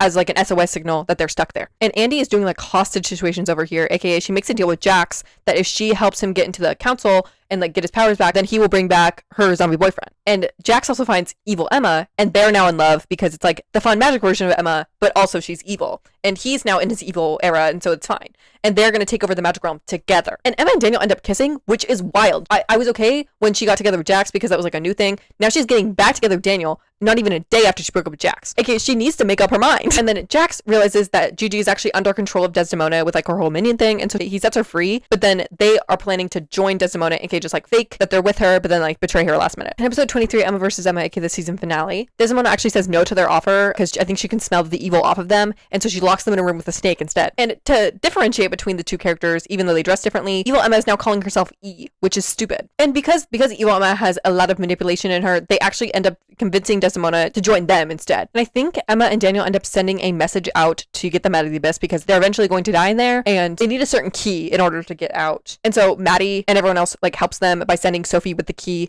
but then Daniel is missing when Emma gets out. And Emma finds Desdemona, who admits that she's evil, and so Emma turns her into stone. And then while Jax is talking to evil Emma, he says that Elvis is his hair inspo, which is cool, I guess, if you want to be like the guy who died of constipation. Also, he's realizing that he doesn't really like evil Emma because he likes the charm that Emma has, like the random things that she likes, like glitter and scrapbooking and all that. And so he realizes that he likes normal Emma and not evil Emma. And then Jax randomly gets really evil against the common people. He's like, yeah, like who cares if normal mortals are here? The witches will rule everything. And like don't know where this came from. And then the Panthers go to get Diego and Gigi, who were trapped by Desdemona. And we get a little Maddie and Diego reunion because like she saves him, and it's so cute. Also, Desdemona isn't stone anymore. Someone broke the spell for her, but she basically kills Hex when she's going into the realm, which like isn't good. And then when Emma finally gets home, evil Emma ends up turning her dad into a fish and says that like she has to give up her powers in order to keep her dad safe. And Desdemona is also here, but Desdemona and Andy end up tussling because like she's trying to attack Emma, I think. And then evil Emma and Jax are gonna double cross Desdemona because they want to control everything, which leads to evil Emma actually turning Desdemona back to normal, so she's not evil anymore. And since Diego is no longer trapped by Desdemona, he's trying to open a portal to get the other people from the council out of limbo. And the way that they were doing this was very interesting. Okay, Maddie went through the portal to then get them out,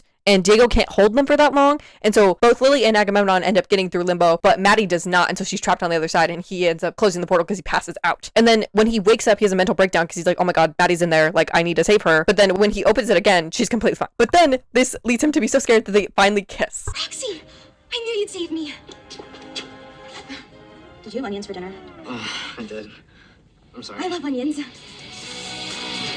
When I said that the fight between evil Emma, Jax, and everyone, I think that was actually happening at school and not at Emma's house. But that's fine. Because basically, when the last light is happening, the lockers open up and it's trying to like suck all magical beings into it. And if they get sucked in, I think they die. Jax ends up giving Emma her powers back because he has a change of heart and he like feels bad now. And so he gives them back to her, which is crazy. But the last light is activated now, and so the portal is trying to pull all magical beings in. And Emma ends up saying, I love you to Daniel, which is crazy because they just got back together like today. Evil Emma ends up being pushed into the light, and Daniel saves Emma from being pulled into it. And because Gigi saw everything going on here, they do a memory wipe on her, which won't be the first time that this happens. She learns a lot and then is forced to forget it quite often. But now Emma is back with Daniel, but the love triangle is back full force because Jax still likes her. And also, my fave couple is now officially a couple. And this episode was 45 minutes. Are we surprised by that? Not really. But also, did this need to be 45 minutes? Probably not. Quick interruption to talk about my experience watching this show, because I watched it on Paramount Plus, which is where most of the Nickelodeon stuff is, obviously. And each episode, generally 23 minutes. They have like 8 ad breaks in these 23 minutes. I was watching this during the Christmas season last year, and so they had some Christmas commercials, but the thing is, they play the same ads every single ad break, and they play like 5 ads. So I'm watching the equal amount of time of ads of the actual episode. It is egregious. Paramount Plus is my #1 enemy for real. But I had a few written down because I saw these ads so many times that I would mute them every single time that they would show up because they annoyed me so deep to my core.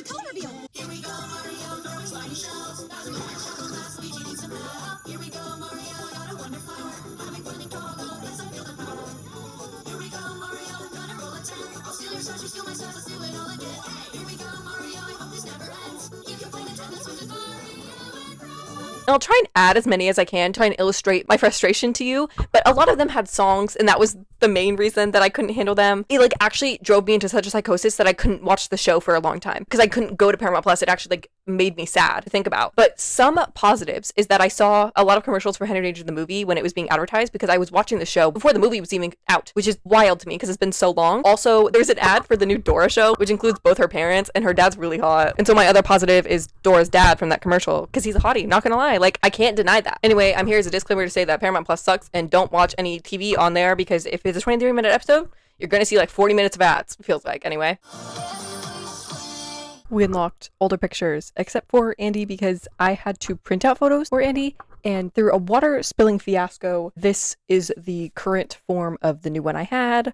So she's gonna keep the old one. Technically, I think this photo shoot's from season 4, but we're just gonna pretend like they all look exactly like this for season 3, okay? Also, just to put it out here, if you were confused about the jumping around in the first 2 seasons, this one's gonna be even worse because I took more notes for this season. So even the minuscule B plots of like jumping back and forth like they normally do, I will mention everything, most likely. But I can't even be that mad because this is the best season of the show. It's great. Not to say that it doesn't annoy me to hell with the plot points that are going on, but it's a great season. In season 3, episode 1, The Beachside 7, both Diego and Emma are now working at the restaurant that they had for the first 2 seasons, which Diego's family owns, but instead of normally, it's like a pizza place, but they have a beachside for the summer. And Emma is a waitress, and I think Diego working in like more of the kitchen space, but Emma sucks at her job because it's just like a lot of work, and she's using her powers to help her with her waitress job. And Daniel is working as a lifeguard at the beach, and so they like are kind of close to each other with work, but Emma is overall very busy with her life because of her waitressing job and also training the Chosen One powers and everything with that. And she's also stressed this specific day because it's her dad's surprise birthday party and she's the one planning it,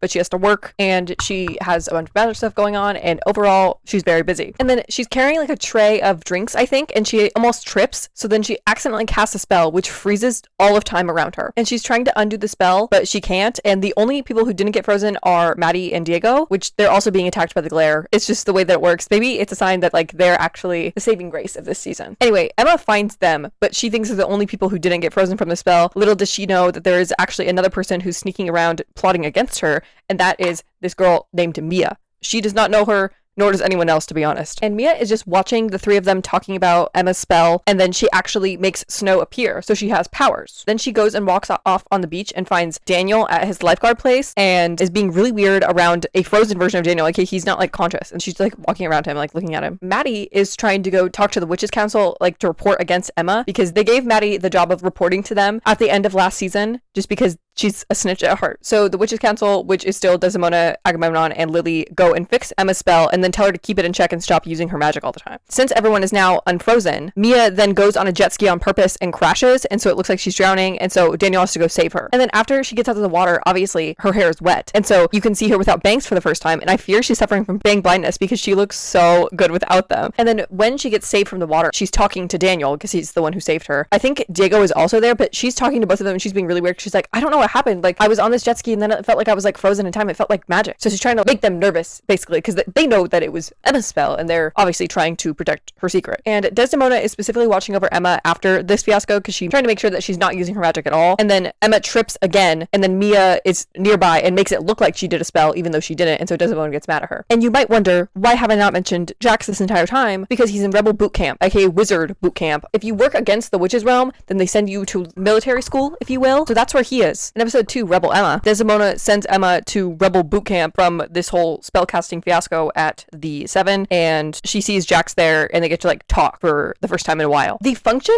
for Rebel Boot Camp is to like basically scare witches or wizards back into following the rules. The main setting of it is prison. They like are in one cell and they just like work in there. Running this Rebel Boot Camp is none other than Agamemnon, who has a personal vendetta against Jax, and so he makes him do a lot of extra work. One example of this is making Jax hold a giant tire with one finger using his magic, and he makes Emma stand underneath it to give him extra motivation of keeping it up in the air, because if he drops it, then she gets crushed by a big tire. Also, I know that she just got back together with Daniel, but I'm rooting for them again because they do have the better chemistry out of the love triangle. And then she got whisked off to Rebel Boot Camp. She's now not waitressing anymore, and so Diego is swamped at work, and Mia offers to help. And she's specifically very nice to both Daniel and Andy. So she's basically just trying to like infiltrate their whole group. Since no one knows necessarily that Emma got sent off to specifically Rebel Boot Camp, Lily goes and tells Daniel about it because he's like wondering where his girlfriend went. And at boot camp, Emma is about to be crushed with said tire because Jax is like running out of energy, but she teleports out of the way quick enough. And then Jax goes off on Agamemnon about putting Emma in danger because not only is she the chosen one, but also he's in love with her. And I'll allow it when he has a protective side, but not Daniel. Daniel pisses me off when he gets protective. And since Emma teleported out of the way, she gets teleported into the school pool because that's the only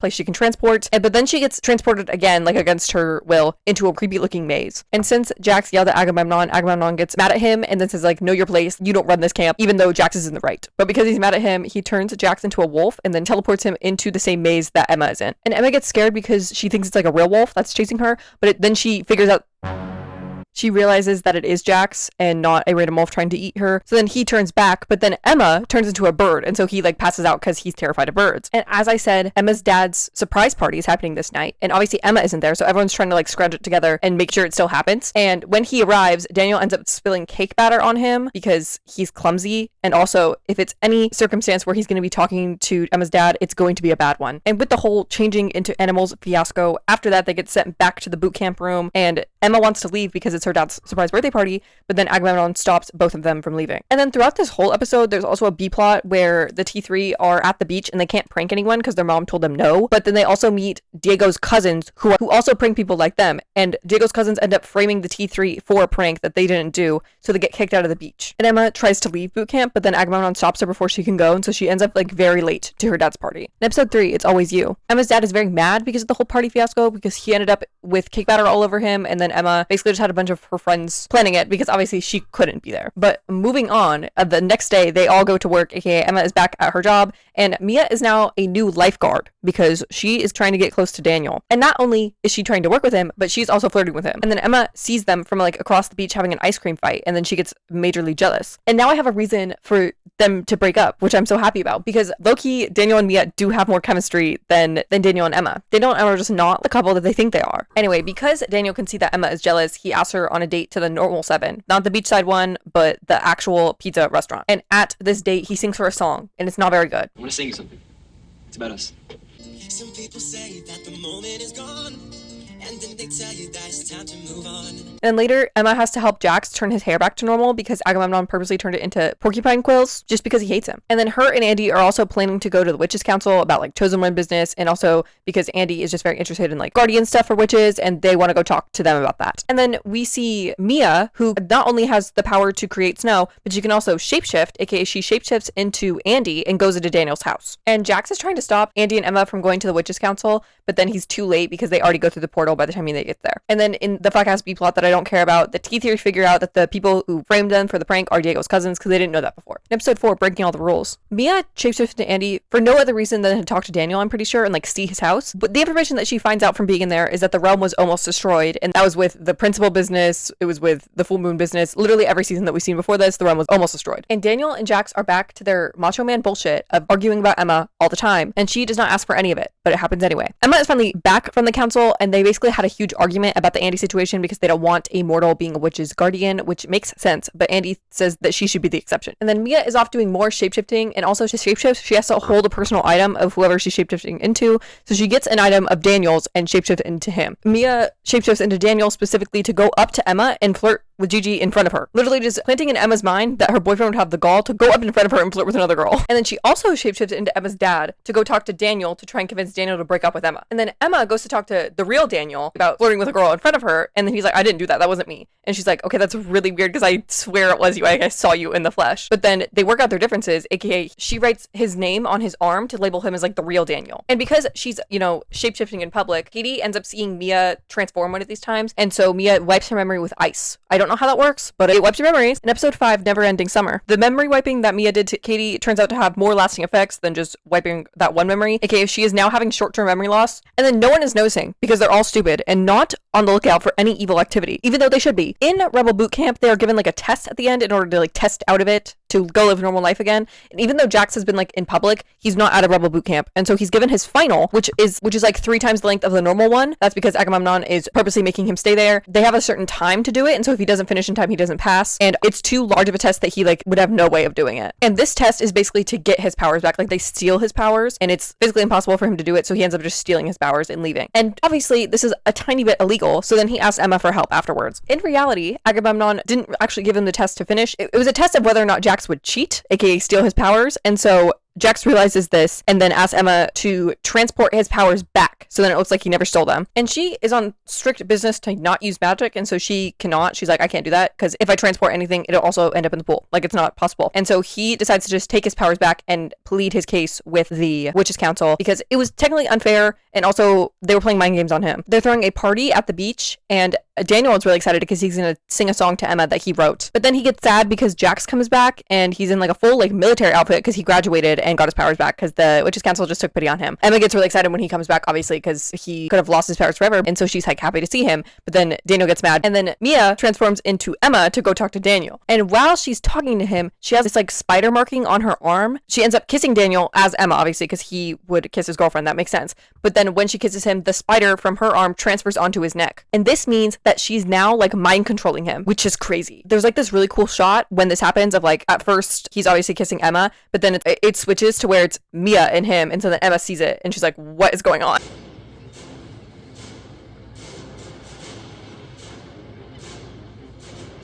In episode 6, Daniel Darko. Daniel, now under the mind control of Mia, falls in love with Mia and breaks up with Emma. Then he performs his song, which was originally meant for Emma, but then shouts it out to Mia instead. And everyone's like, did he just like cheat on his girlfriend in front of everyone? Like, and I hate to say it, but I kind of like mind control Daniel better. He's less annoying. And then Daniel and Mia kiss in front of everyone, which is actually great because like to them, he went from literally being sad that Emma was talking to another boy like 20 minutes ago to now being in love with this new girl. And then Emma accuses Jax of spelling Daniel in order for all this to happen. And then he goes, no, like I wouldn't do that. I've changed. Because that would be a last season Jax thing to do. But he does offer to spell Daniel if Emma wants that to like make her feel better, which is cute. And the scene would be so much better if he didn't look so goddamn stupid in that military uniform. And they go to school for the first time this season. And Emma gets her hands on the spell goggles in order to see if Daniel is spelled because he's acting very out of character. But she sees that there's no spell going on. And so she is very sad. And then Jax and Daniel are still beefing. It's not over Emma now because Daniel doesn't care. It's just that new Daniel would definitely have a podcast where he talks badly about women. Like he's one of the alpha male guys, you know? And then Emma overhears Daniel talking to Mia and basically spilling all of their secrets, aka that both Maddie and Emma are witches. And she obviously gets mad at him because he's spelling secrets that are actual secrets. And in the fuck-ass plot that I don't care about, the T3 are now banned from pranks again by their mom, but they're trying to get revenge on Diego's cousins, who call themselves the H2O. That's because their names start with H and O. In episode 7, No More Mr. Nice Guy. That is so Henry Danger of them. Daniel is now on his mansplaining business, aka he is mansplaining Emma about telling her secrets to other people, just in a manipulative way. And at the same time, Mia is trying to sabotage Maddie's friendship with Katie, just because she wants to break all of their relationships. I really don't know. And Emma, Andy, and Jax are all spying on Daniel because they want to figure out what's wrong with him because obviously he's not Daniel, but they don't know what's going on because it's not a spell. And the Witches' Council ends up taking Jax's powers because they think that they're Emma's. And because of this, obviously Jax doesn't have powers, but he doesn't know where they went. And so he thinks that he wore his powers out from using them too much. And with the whole sabotage business over here, Mia is trying to befriend Katie by LARPing with her. I'm not even lying because Katie does like LARPing. That is a thing. And Maddie doesn't. Hence what Mia used to drive the wedge between them. And so she's like offering to step into the place so then she can take Maddie's spot as Katie's best friend. And with this whole spying business, Andy overhears Daniel straight up say to Mia that magic exists. Technically saying that Emma and Maddie are witches could be interpreted other ways.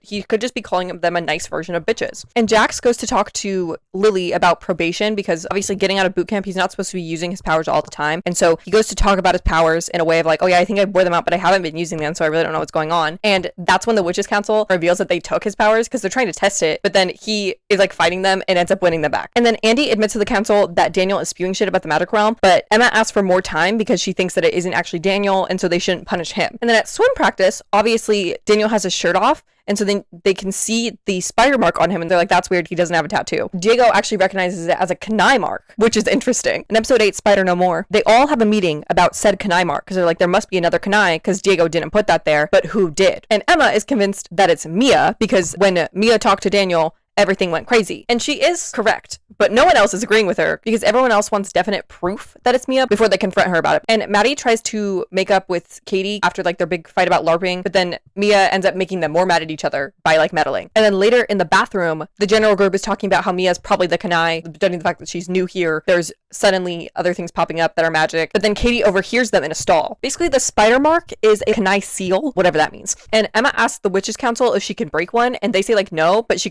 has one chance to try before they do anything with Daniel. And Katie goes to talk to Mia because she heard the Kanaya accusation in the bathroom, and she goes to Mia's house because of this, and in her basement she finds that Mia has a big board of psychotic-esque pictures, and she's like following different leads to Chosen Ones because she wants revenge on the Chosen One. And because Katie is terrified of what Mia could do, she tells her the plan that they had of getting rid of the spider seal on Daniel. And the plan that they play out is that they put Daniel in one room and Emma does the spell to get rid of the seal and it's gone, and so okay, normal Daniel is back. But turns out he goes to talk to Mia afterwards, and she just put makeup over it because she had the heads up from Katie. And then Mia is now using Daniel to weaken Emma by giving him like a necklace to pass off to her. In episode 9, back to back, Daniel gives this necklace to Emma, and it basically has like a stone on it that will weaken her powers. And at the same time, she sends Katie to give a bracelet form of this to Maddie. And when Emma puts on her necklace, she actually ends up getting transported to Maddie and can't be more than like 3 feet away from her because of the matching jewelry. Jax was also spying on Emma and Daniel because of course he is. And then after this whole necklace business, aka Emma gets transported away,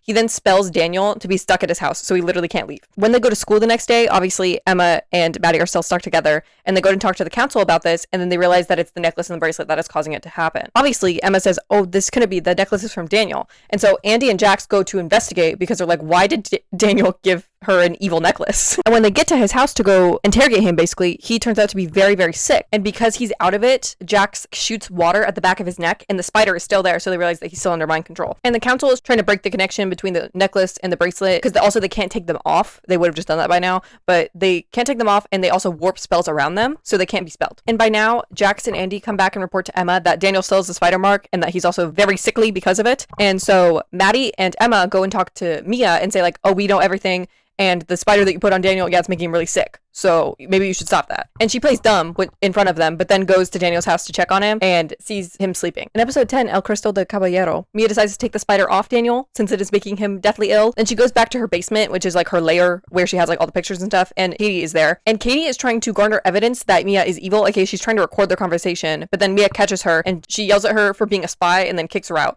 And she's like, yeah, Maddie will never believe you now that I'm evil, so you might as well not try. And then Emma goes to check on Daniel and make sure that the spider is gone. And he basically had a major memory loss and has no idea what happened. And also the council figures out that the bracelet and the necklace both have a part of a crystal in them. That's why they're connected. And Jax overhears the council talking about a third piece that's like missing. And that's the reason that they can't break it. And so him and Andy team up to go look for the other part. And then of course, Daniel is very confused because everyone around him is basically saying that like, oh yeah, this new girl that you've never met, she's actually evil and she spelled you with this spider thing that mind controlled you for like a week. And he's like, what the fuck is going on? But then he gets manipulated by Mia, who says like, yeah, that spider was a complete accident and everyone around you is just convinced you that I'm evil, but I'm really not. And he believes her because of course he does. And he tries to plead his case to the rest of the group and he's like, yeah, Mia said it was just an accident and I believe her. And everyone's like, you're a fucking dumbass. And then Mia tricks both Maddie and Emma into the janitor's closet where they're trapped in there, and then she makes it snow so that they freeze. And Emma tries to spell warmer clothes on them, but then ends up putting them in like Hawaiian skirts and bikini tops, so they're extra cold. And if you can recall from last season with the storm episode when Emma and Jax were stuck in the principal's office, there's a secret room on the other side of one of the walls that's like hollow, which has a bunch of items. And so Andy and Jax are breaking holes in the wall trying to find the other piece of the crystal because they think it's in there. And then Emma's dad catches them doing this because it's obviously his office. In episode 11, Kanai versus Kanai, Mia tries to manipulate Diego because she's obviously the other Kanai that they were talking about. So she's like, we're the only two Kanais here. We should stick together because all these witches are out to get us. And Emma and Maddie are screaming for help from inside the janitor's closet, but no one can hear them because it's like silenced. But then Diego hears it because it's Maddie screaming.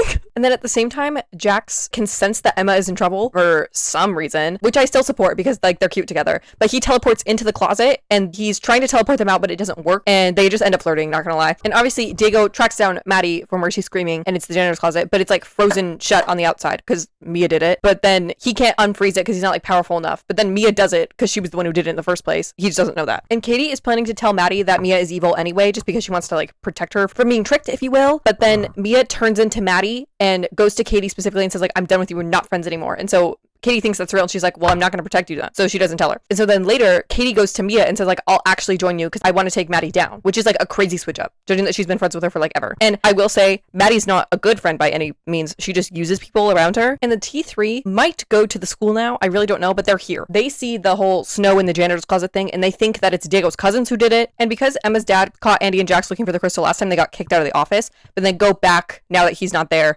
and go to look for it again. And their plan is to make the wall invisible so they can see where it is on the other side, but then Jax accidentally makes Andy invisible when he does this. In episode 12, Invisible Me, Jax finds the crystal because he can like see through the wall, but then Andy leaves before he can make her visible again because she wants to go do stuff while she's invisible. And she specifically goes to spy on Mia because that's the smartest thing she can do, and here's Mia spilling her entire evil plan to Katie. And because Jax now has the third part of the crystal, he can now break the connection between Emma and Maddie because they've been stuck together this entire time. And after the connection is broken, he tells Emma about like the whole making Andy invisible thing, and so they do the spell together to make her visible again, but this is really inconvenient timing because she's currently in Mia's basement when they do the spell. Luckily, Mia is out of the room when this happens, and so Katie sees her, but then helps her out of a window, and so she doesn't get caught. And since Andy escapes, she then transfers the information about how Mia is evil to Emma, and Emma is mad because Daniel still believes Mia. And she's more mad about the fact that Mia likes Daniel rather than the fact that she's evil. And witches aren't supposed to touch the crystal that they like finally put together from the bracelet, the necklace, and the third piece because it like screws with their powers, I do believe. And so they're like keeping it in a tin can kind of thing. But then Emma picks it up with both of her hands for some reason. And so she turns invisible because of it. And this is bad because her dad is looking for her for some like club interview for like smart people or something. I don't remember. And because Emma is invisible, she can now go and spy on people. And so she goes to spy on Daniel and Mia because Daniel's like the only person talking to Mia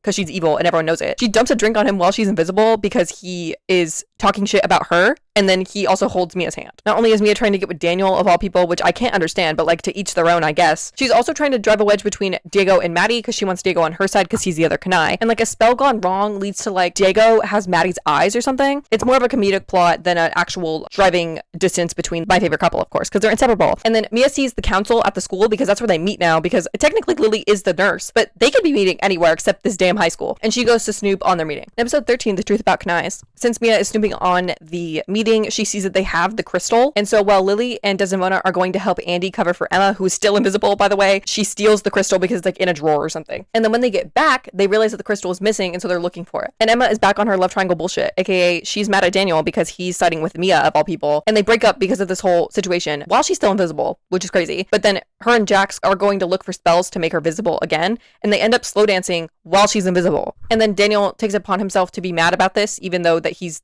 still mad at Emma. And so when he finds them slow dancing while she's invisible, he gets mad and starts fighting with Jax, and then Emma just leaves because she's tired of their bullshit. And she was trying to find roundabout ways to make herself visible again because she didn't want to talk to the council about it, but obviously Andy already told them. When she goes and finds Andy, she just goes to the council and they make her visible, which they could have done the entire time. But with this whole long-winded plot, she missed her nerd club interview, so her dad's like mega pissed and grounds her. And he says that she can't see Daniel. Ah, shucks, that sucks so bad.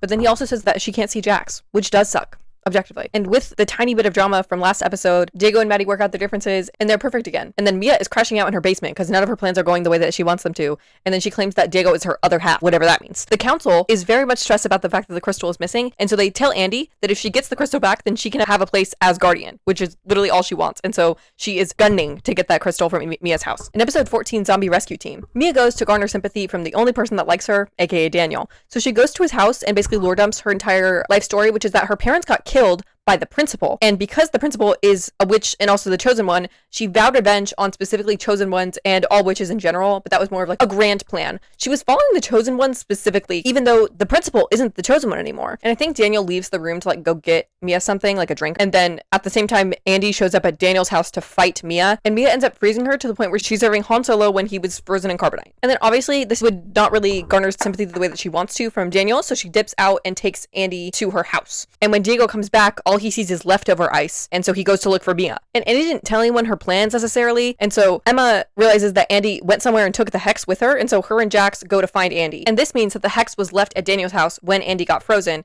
and because the hex is its own like sentient thing, it can cast spells itself, I guess. And so it takes Andy's zombie boyfriend from last season outside of the game that's playing at his house. And obviously, he is very protective of Andy. That was his whole thing when he came into the real world before. And so he goes with the hex to go save Andy. And Andy is now defrosted in Mia's basement, but Mia trapped her inside of a web. But then Andy breaks a hole in it and traps Mia's feet in witch's brew. And then Mia calls Diego for help with an excuse of like, witches are out to get me kind of thing. But Maddie figures out that her boyfriend is going to a random girl's house. And so she teleports there to figure out what the fuck he's doing there. And this is also while Daniel, Emma, Jax, and Andy's zombie boyfriend get there. So the whole gang is there. But with all this commotion, Mia breaks free of where her feet are stuck in witch's brew and threatens to kill everyone. In episode 15, Kangaroo Jax, Mia only has an upper hand when she threatens to kill everyone because she's wearing the crystal, and that basically blocks witch's magic. So it's like a Kanai crystal that was passed down in her family. Emma is actually able to break through the crystal because she's the chosen one, and so they end up escaping from Mia. And they decide that Philip can stay in the real world this time, and so he's staying with Daniel. And they go to school the next day like nothing happened.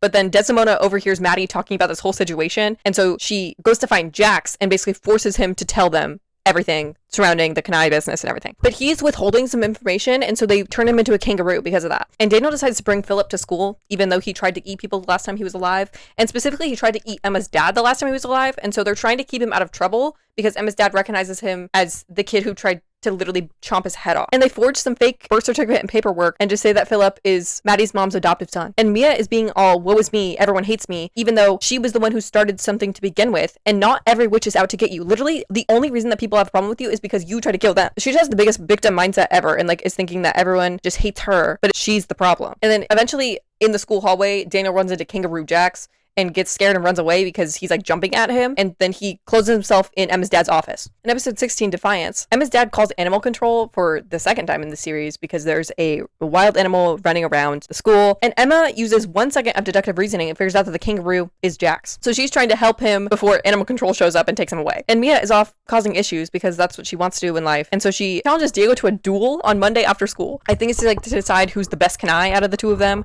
I really don't care. And because Jax is about to be hunted by animal control, the Witches Council actually steps in to help for once because they're the ones who caused the problem in the first place. And Lily ends up getting him into the cafeteria to like keep him away from animal control. And then Agamemnon and Desdemona have the nerve to yell at Emma for being irresponsible with her magic, even though they just turned a student into a kangaroo. This is also brought on by the fact that they find Philip in the school and they're like, you brought a zombie to life. And technically it wasn't her that time. And because Emma is calling them a hypocrite about the whole kangaroo situation, they agree they'll turn Jax back if she sends the zombie back into the game. And they're not clear about their terms about the whole zombie boyfriend thing because they just say like, oh, if you get rid of the zombie. And so Emma has a plan because obviously Andy doesn't want Philip to leave again because she was sad the first time. But Emma has a plan to make him human instead of making him go back into the game. And once Jax is turned back into a human, he has some memories of when he was a kangaroo. And basically while he was a kangaroo, Agamemnon was talking about how the Witches Council are going to betray Emma and like basically like, take her powers because she's too powerful. Dude, she's not even using her powers to do evil shit. She's quite literally just having to deal with stupid hijinks. She has not tried to take over the magic realm at all. Sure, her evil clone did that, but now Emma knows not to clone herself again. In episode 17, Magical Throwdown, Jax is trying to convince Emma to not turn Philip human because it's kind of a magic no-no to bring things to life in that way, and he also doesn't want her to get in more trouble with the Witches Council, judging that they're already on their last straw with Emma. And he tries to convince her himself, but that doesn't work, and so then he tries to talk to Daniel about it, and Daniel also can't convince her because she doesn't see why it's a problem. And Jax gets transported to the Witches Council, and they basically tell him that if the Chosen One does forbidden spells, like bringing things to life that shouldn't be, I think it's a matter of like, there has to be balance, and so if she brings something to life, then something else has to die. That kind of thing. But moral of the story is that if a chosen one does a forbidden spell like that, then they turn more evil, like the principal from season 1. And even though Emma knows it's a forbidden spell, she literally asks Lily for advice. She's like, what spell should I use to bring this zombie boy to life? And Lily's like, no, I'm not fucking helping you with that. And they're on a time crunch now because they see that Philip is like turning into pixels because he shouldn't be in the real world as a zombie from a video game. Also, Emma is already showing evil signs because she's defying the council in order to bring this boy to life. But in her defense, they are kind of driving her to insanity. They are like literally on her back 24/7. And Emma ends up finding a spell from one of her spellbooks that she has in her bedroom, but Desdemona and Agamemnon are spying on her in her bedroom, which is crazy because she is a teenage girl. Like, leave her alone. And then in a completely separate plot, we have to jump back to when they were trapped in the janitor's closet and getting snowed on. Gigi's camera was actually in there because that's where she films her like blog out of, is the janitor's closet. And so she has footage of this encounter, and it obviously has a lot of magic in it. And so Katie overhears Gigi trying to get the memory card fixed on this camera, and she convinces her that someone can hack it for her if she leaves it in this alleyway. And then Mia disguises herself as Sophie to go get the memory card in order to expose the magic realm, even though she is also part of the magic realm. And also, because of this whole situation, Katie and Maddie are friends now because they like realize that Mia is evil. And Katie's like, yeah, I knew that the entire time, but like no one was listening. And Diego is trying to train for his stupid Kanai duel that no one cares about except for him.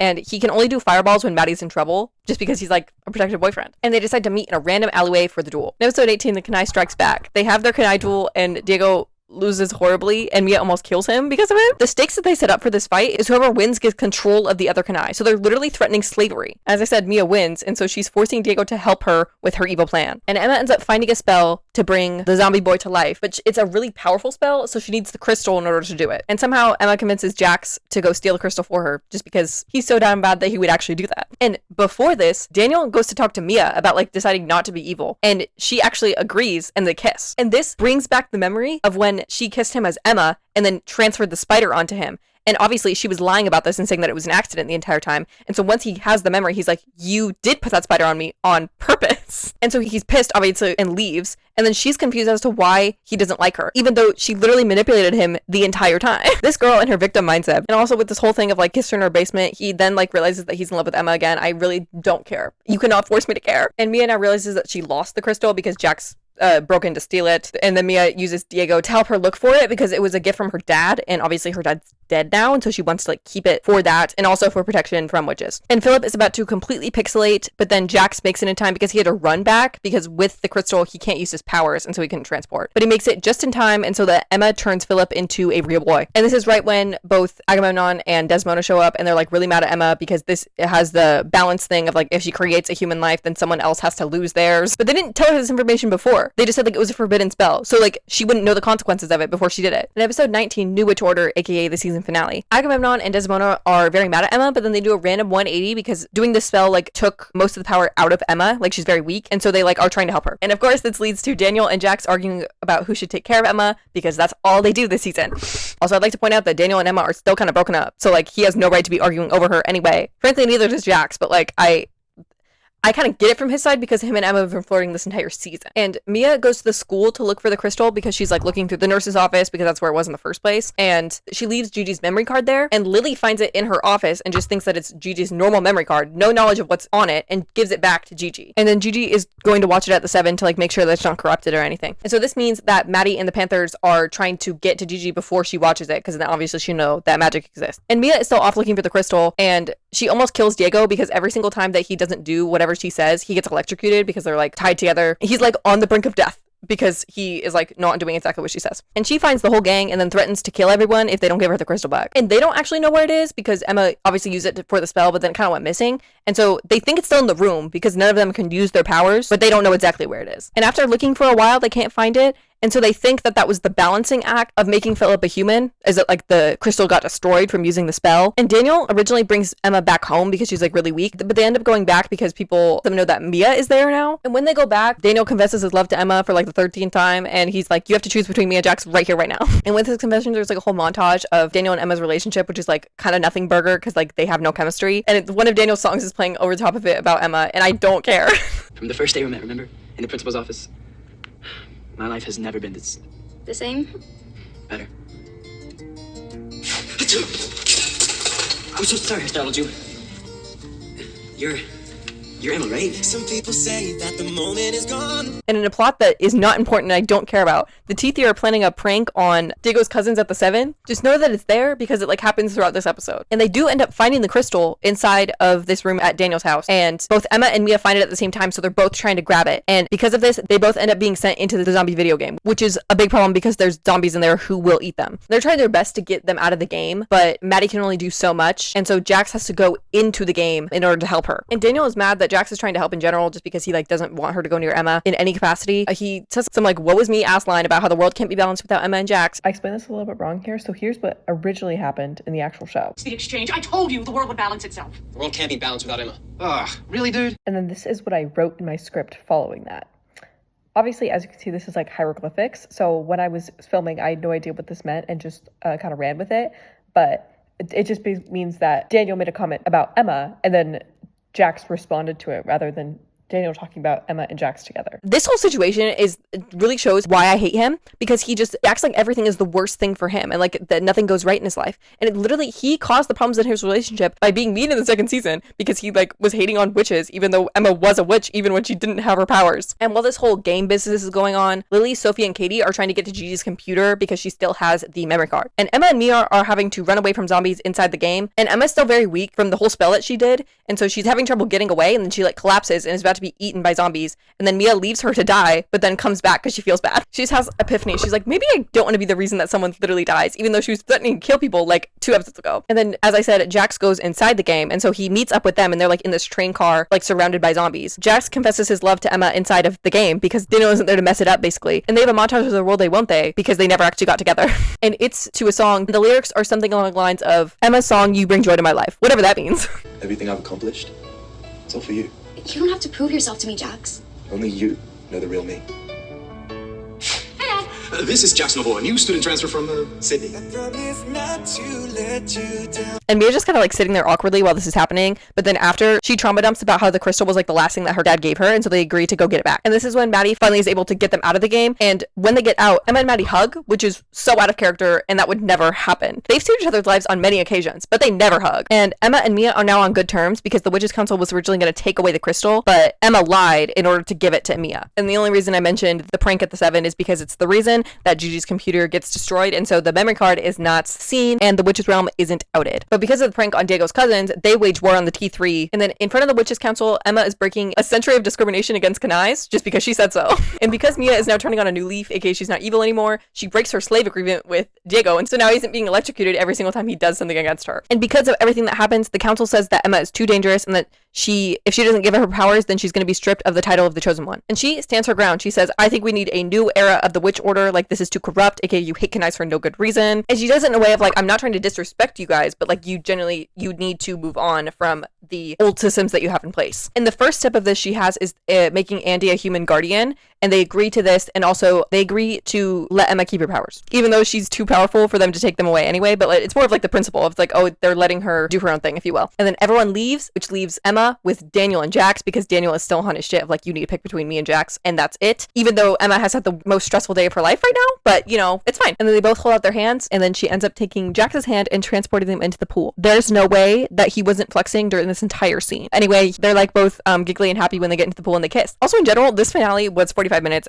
As you can probably tell by the amount of stuff I had to say. It's also shot incredibly weird. Like, the rest of the show is like, it's a pretty far away shot. They're not like anything too close, but this episode is shot like really close, and it's like, it's shot more like a movie, if that makes sense. Like, I don't know why they did it this way. And that closes the best season of Every Which Way. We will obviously get into season 4. It's something, to say the least. They did take a swing. I can't really say if it's a miss, but this is the best season of television that there ever will be. And the correct ship of the love triangle wins, and my favorite ship is still together, and that's all that matters.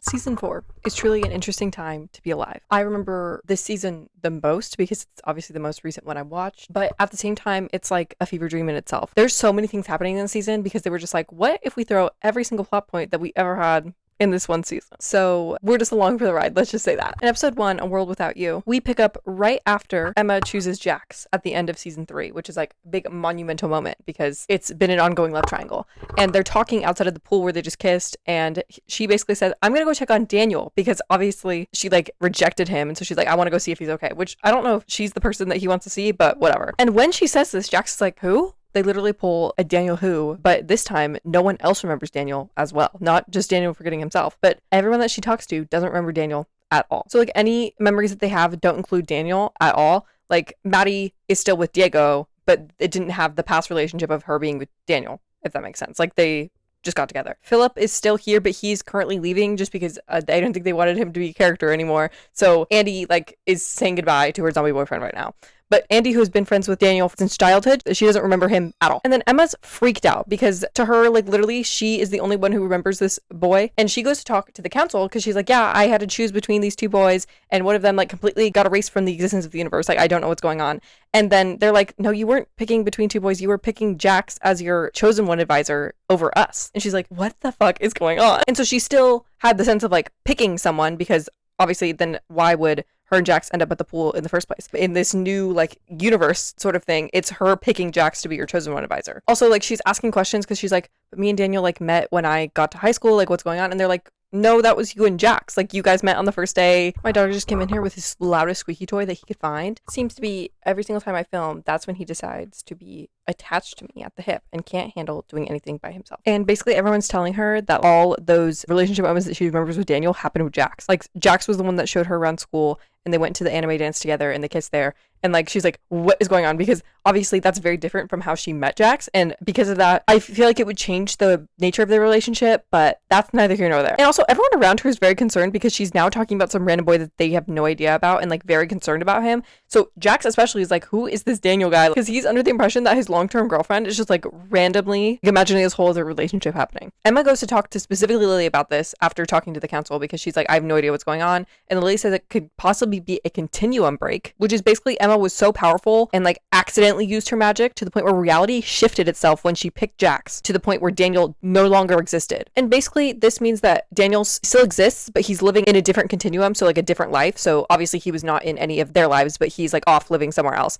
And Emma only has 5 days after he knows about the continuum shift in order to shift it back, have him recall all of his old life, because if he knows it exists, it breaks the continuum again. And Daniel is still in Florida, at least. He is in a wilderness place, handling snakes specifically, but he has basically a wilderness place, very Robert Core. And Emma is not in the know of this at all. We just see it as the audience. And then at the end of the episode, we are also introduced to Jax's dad, which I did not get a picture of, even though he's in the entirety of this season. Of course, I managed to only get a photo of probably the most unimportant parent out of all of them, because Emma's dad is never clued in on magic at all. On the other hand, Maddie's mom knows about it, and other parents that were introduced in the season know about it, but I didn't get pictures of either of them. So here is Jax's dad, low-key serving JD Vance, and like, I don't think he wants to be.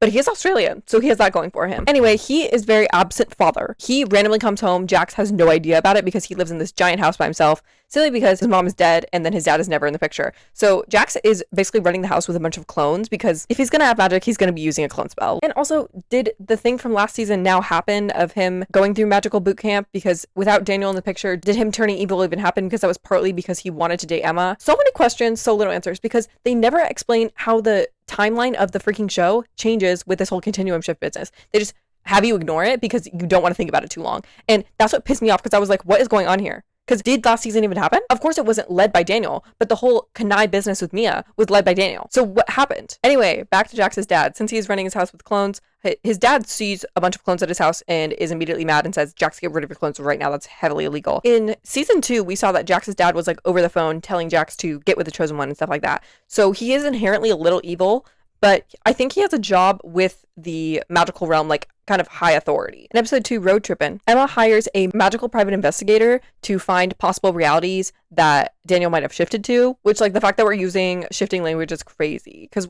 he could have just shifted to Hogwarts. I'm sorry about that one. And also, Emma is now on like a little bit of a time crunch because obviously no one else remembers Daniel, but she's the only one, and she's starting to forget the memories that she has. And so if they have any chance of getting Daniel his old memories back, she's the only one who can transfer them, so she needs to find him before she forgets everything. And the private investigator finally finds him at an animal sanctuary in the Everglades, which is like the wilderness place that we saw him last episode. They plan a road trip to the Everglades because somehow Emma convinces all these people that a continuum shift did indeed happen, and they're just all going along with it. Mostly because she's so freaked out about it that Jax is like kind of humoring her, even if it's to get another guy. But while they're planning this road trip, Gigi overhears them because Diego's obviously going, and she wants to go as well. And they split up. So Jax, Emma, and Andy all go in Jax's dad's like convertible magical car that drives itself. And the rest of them, aka like Maddie, the Panthers, Diego, and now Gigi, they go in Diego's RV, which breaks down because it's very old. And then Maddie obviously wants to just use magic to fix it, but since Gigi is there, she can't because she's like looking every single time she's trying to. And so they are stranded because Maddie can't fix the car. And then while they're on the side of the road, it's like a very barren landscape. There's nothing around them. They hear like a creature noise, and so they all get scared. In episode 3, Ever in the Everglades, Daniel is the one who ends up finding those stranded from the RV because I think there is an animal there, or they just hear him. I really don't know. But he tows them back to the sanctuary. And this is great timing because Emma and Jax and Andy are already there just because they were quicker in a car that was actually working. And then Daniel takes them on a tour of the sanctuary because he just thinks they're a random group of high school students. Emma is freaking him out to every degree because she knows every single member of his family when he hasn't given that information. So he's like,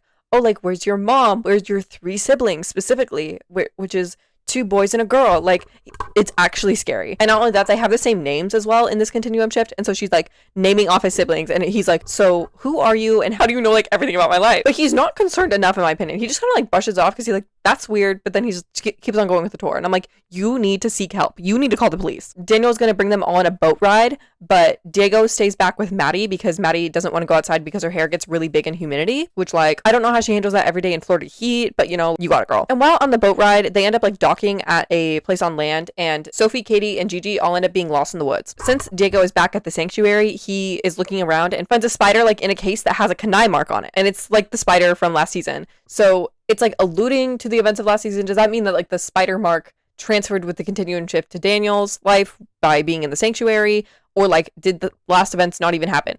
I'm so confused. At this point in the season, I found out that I didn't hate Daniel. I just didn't like Daniel when he liked Emma, because this Daniel, who's now running an animal sanctuary, I don't mind him. He's a fine character. And he has the same exact character traits as Daniel. He's like the same kind of guy. He's just honestly a little more chill now. But the fact that he's not obsessing over Emma literally makes him a bearable character. So they should have kept it like this after like the first season, and I would have not hated him. And Emma is very adamant about staying at the sanctuary until Daniel figures out like his old life. And she's trying to do this without telling him about the continuum shift so they have more time. But that's also very confusing for him because now she's just like dropping random lore that he doesn't remember, because she's like, oh, like, did this thing happen to you? And he's like, no, I've lived here like a long time. Like, I've been running this animal sanctuary with my family for a while. And so she's like describing things from high school, and he's like, that didn't happen. Also, does Daniel go to school?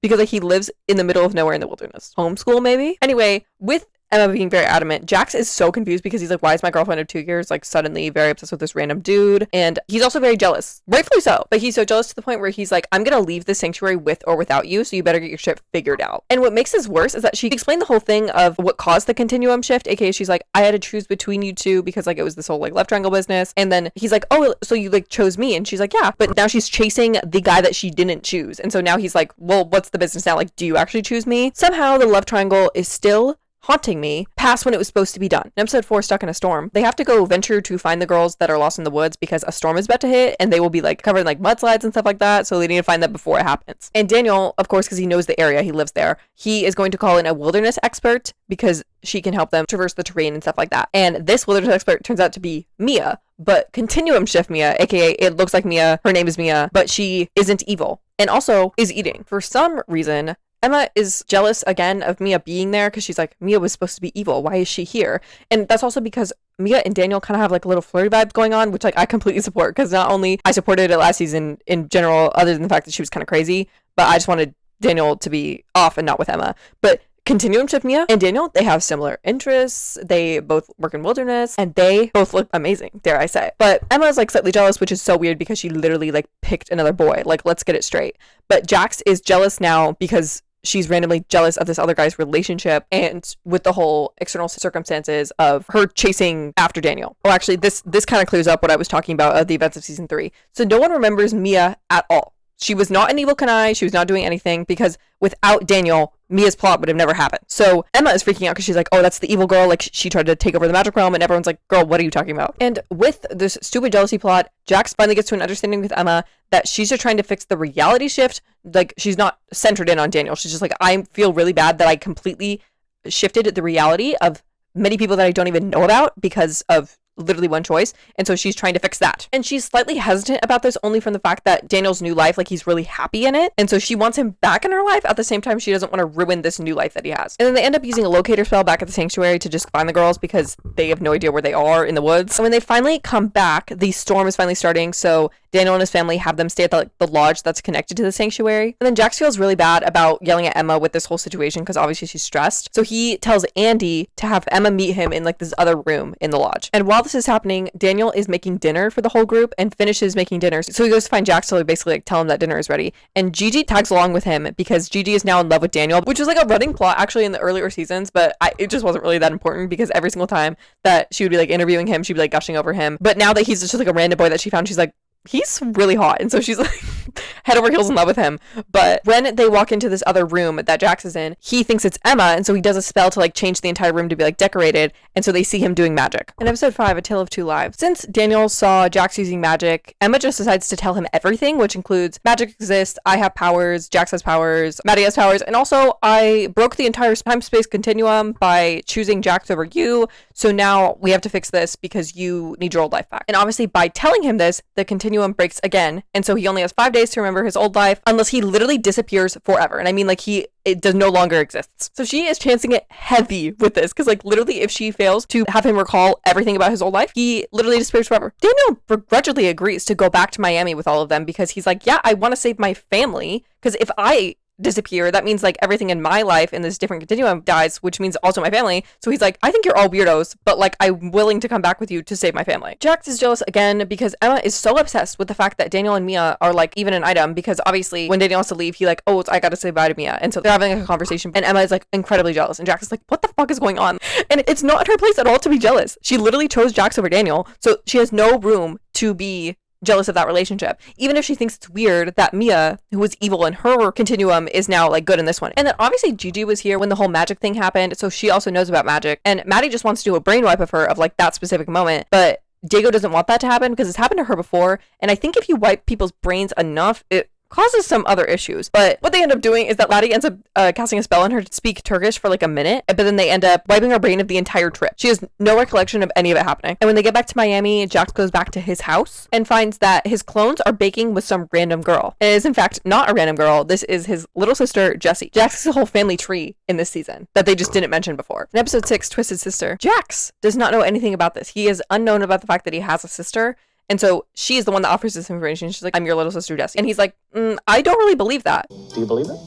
The only proof that she has is a picture of Jax, his mom, and her as a baby. So it could be any baby, you know? And before he can figure this out for sure, he decides to just take her to the school because he has to go to school that day, which like, just take the day off. And even though he's like, I want to keep an eye on you, that's why I'm taking you to school, he doesn't actually want to hang out with her. And so he drops her off with Andy and then like goes to class. And while this is going on, Daniel is back at Iridium High, aka Emma dragged him there, and is trying to jog his memory of different things in the school, like the swim team or like the times that they talked in the hallway, stuff like that. And this is so much information that he's having to take in with like all of this old life that he doesn't remember, obviously. And so he's like, what is going on? And he gets overstimulated and just wants to leave. And he's asking a lot of questions about Mia because like that's his only other connection that he can connect to this new life, and she's withholding information because obviously Mia was evil, and also she doesn't want to build that connection any more than it already has. And so she's like, no, like you didn't really talk to me at all. He's overall just being like, I want to go back to the animal sanctuary. I don't want this old life. Like I like the life that I have now. And she's trying to convince him to stay. And Jax ends up taking Jessie back to his house, and his dad is there when he gets back. And he knows who Jessie is, which proves to Jax enough that it's his actual sister. And also earlier in this episode, Jax went into his dad's office and overheard him saying that he was planning to take down the Chosen One. Yet another person is plotting against Emma this season. What is new? In episode 7, Lunch at Lola's, Jax's dad is suspiciously happy to welcome this daughter into his life that he hasn't seen apparently in years,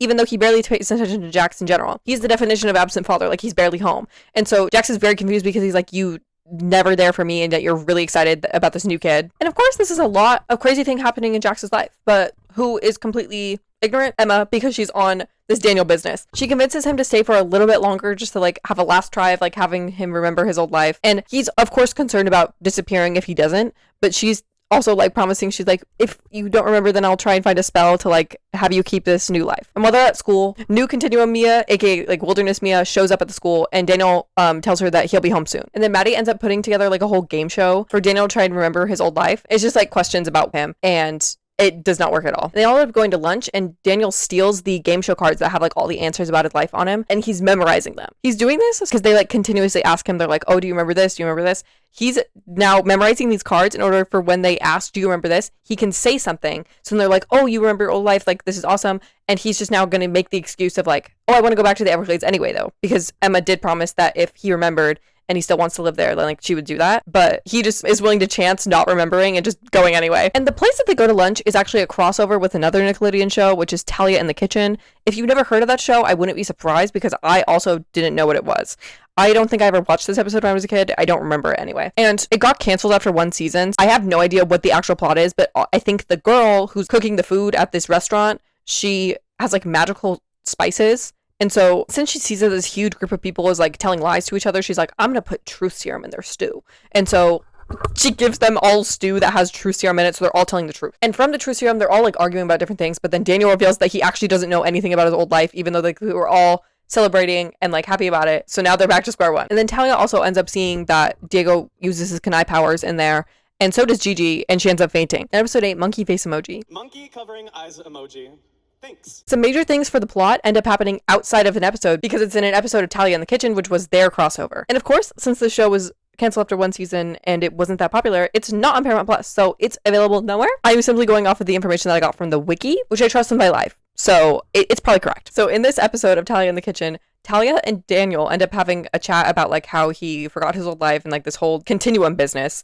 And she ends up making him a special dish that makes him remember his old life. The problem is that he doesn't remember everything in his life, aka he only remembers up to Emma. So not like meeting Emma, just right before it. So this is in the era where he was dating Maddie, and so now he still thinks that Maddie is his girlfriend. And Diego is, of course, not happy about this because that's his girlfriend. And Maddie just doesn't really give a fuck because she has other businesses. AKA, she ends up wiping Gigi's memory again because she saw Diego using his Kanai powers. And everyone is having problems in itself. AKA, Emma and Jax are now having another argument about the whole choice business between him and Daniel because now he thinks that she made the wrong decision in the fact that she's so worried about Daniel now. And she's like, no, but I want to be with you. And he's like, I don't know if you do because you're really centered on this other boy. And Jax ends up going to Daniel's old house to check if Daniel's family is back because that means that the continuum shift is fixed, but they aren't. So even him remembering up to this point isn't enough. And it's currently the last day that Daniel has to remember his old life before he is erased. So Emma convinces Maddie to just fake date him for like the day. So maybe that'll jog the memory of them meeting after that. And to do this, she's specifically trying to remake the time him and Emma first met. But then Emma has to leave because Jessie ends up texting off of Jax's phone with like an emergency. So she's like, I gotta go see Jax. And then when she gets there, Jax's dad answers the door and they end up having tea together. And he's acting like hella weird because he obviously is like plotting against the chosen one. And you'd expect this plot point to like go somewhere since he has like evil intentions. This literally goes nowhere, and I mean that so seriously. And Jax is talking to Jessie later about like her life in general, like where she's been all these years, and she's being very secretive. And then he finally like breaks her down to the point where she reveals that their mom is still alive. And not only that, but Jax's dad overhears this conversation and he's more mad about the fact that Jessie told him. So he knew the entire time and was lying to Jax saying that his mom was dead. And for like the umpteenth time this season, Maddie has to wipe Gigi's memory again because she sees her casting a spell and it's actually starting to cause problems with her memory. Like she's forgetting stuff. And so Diego's like, you need to stop wiping her memory. And I mean that so seriously. And Emma is looking through like every spellbook that she has for memory things because of Daniel's whole situation. And she ends up finding a spell that brings Daniel's memory back to Andy and Diego. So they remember like having this like childhood best friend and everything. But the spell doesn't work on Daniel. And Jax ends up getting his mom's address out of Jessie because that's where she's been living all these years. And he's planning to like go and see her. And when he gets there, she's actually talking to Maddie's mom. And she ends up running away when Jax shows up. In episode 9, the final countdown, Jax's mom ends up coming back and like explaining the whole story, which is basically that she left when he was a kid because his dad is evil and wanted to use Jessie to be the chosen one. And obviously she left with good intentions of protecting her daughter, but also left Jax to be with his evil father when she knew he was evil. So Jax is sad about the fact that his mom literally abandoned him, and he's like, I gotta leave and think about this for a while because she said like, oh, I had every intention of taking you, I just didn't have enough time, which like it's still messed up. But with Jax leaving to go see his mom, his dad tracks him down to where he is because he's also been looking for their mom this entire time because she's been in hiding, but she manages to get away in time without being caught by him. And when Jax gets back, everyone is trying to still jogs Daniel's memory because they only have an hour left before he disappears. And Emma tries by taking him to his old house. Obviously his family doesn't own it anymore, so like another family is living in there, but they need an excuse to like get in. And so she basically breaks and enters into a random person home in order to like try and jog his memory of like specifically the basement because that's where they always hang out. And Jessie is learning a lot about herself, aka like I don't think her mom clued her in on any of the witch stuff. So she's now learning that she's a possible witch and like could have powers. And so she goes to the 7 and finds Andy there with the hex and tries to steal the hex to give herself powers. The only reason that Jessie is unattended and walking random places is because Jax left to go find Emma and finds her with Daniel, obviously at Daniel's old house. He walks into the room right as Emma is explaining that Daniel was like her first love, trying to like jog his memory of their relationship, and he ends up kissing her. And this is right when Jax walks in, obviously, so he's like, oh my god, like they kissed. And he's obviously like heartbroken when he leaves, and genuinely like he is acting in this scene. I was like, oh my god, I feel so bad for this man. You were my first love. I cared about you more than anything in the world.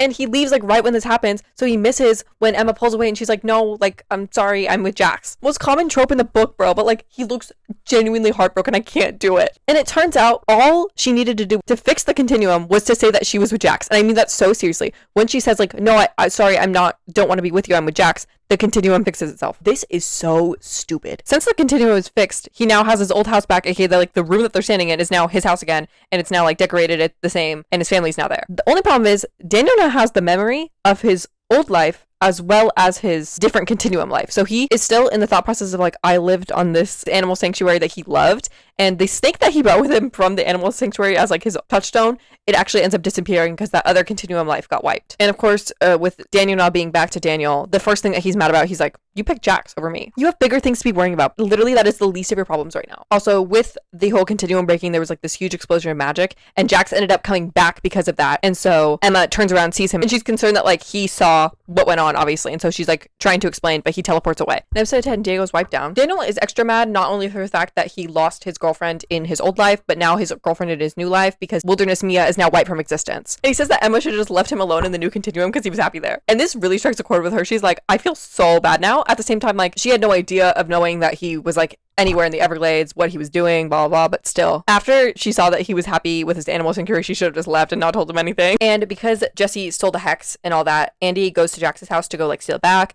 And she's talking to Jax while she's there about the whole Daniel now has his memory back thing. And Jax reveals that the only reason that the continuum shift fixed itself is because they kissed, and he's mega pissed about it. And Andy passes that information on to Emma because Emma's still confused as to why Jax is like ignoring her because she doesn't know what he saw. So Emma goes to talk to Jax at his house because he's not at school that day. New thing unlocked, she transports him into the memory of what happened so then he can see that she rejected Daniel after it. And they're on good terms. So they're now catching up because obviously Emma missed out on a lot of Jax's life stuff because she was dealing with the Daniel business.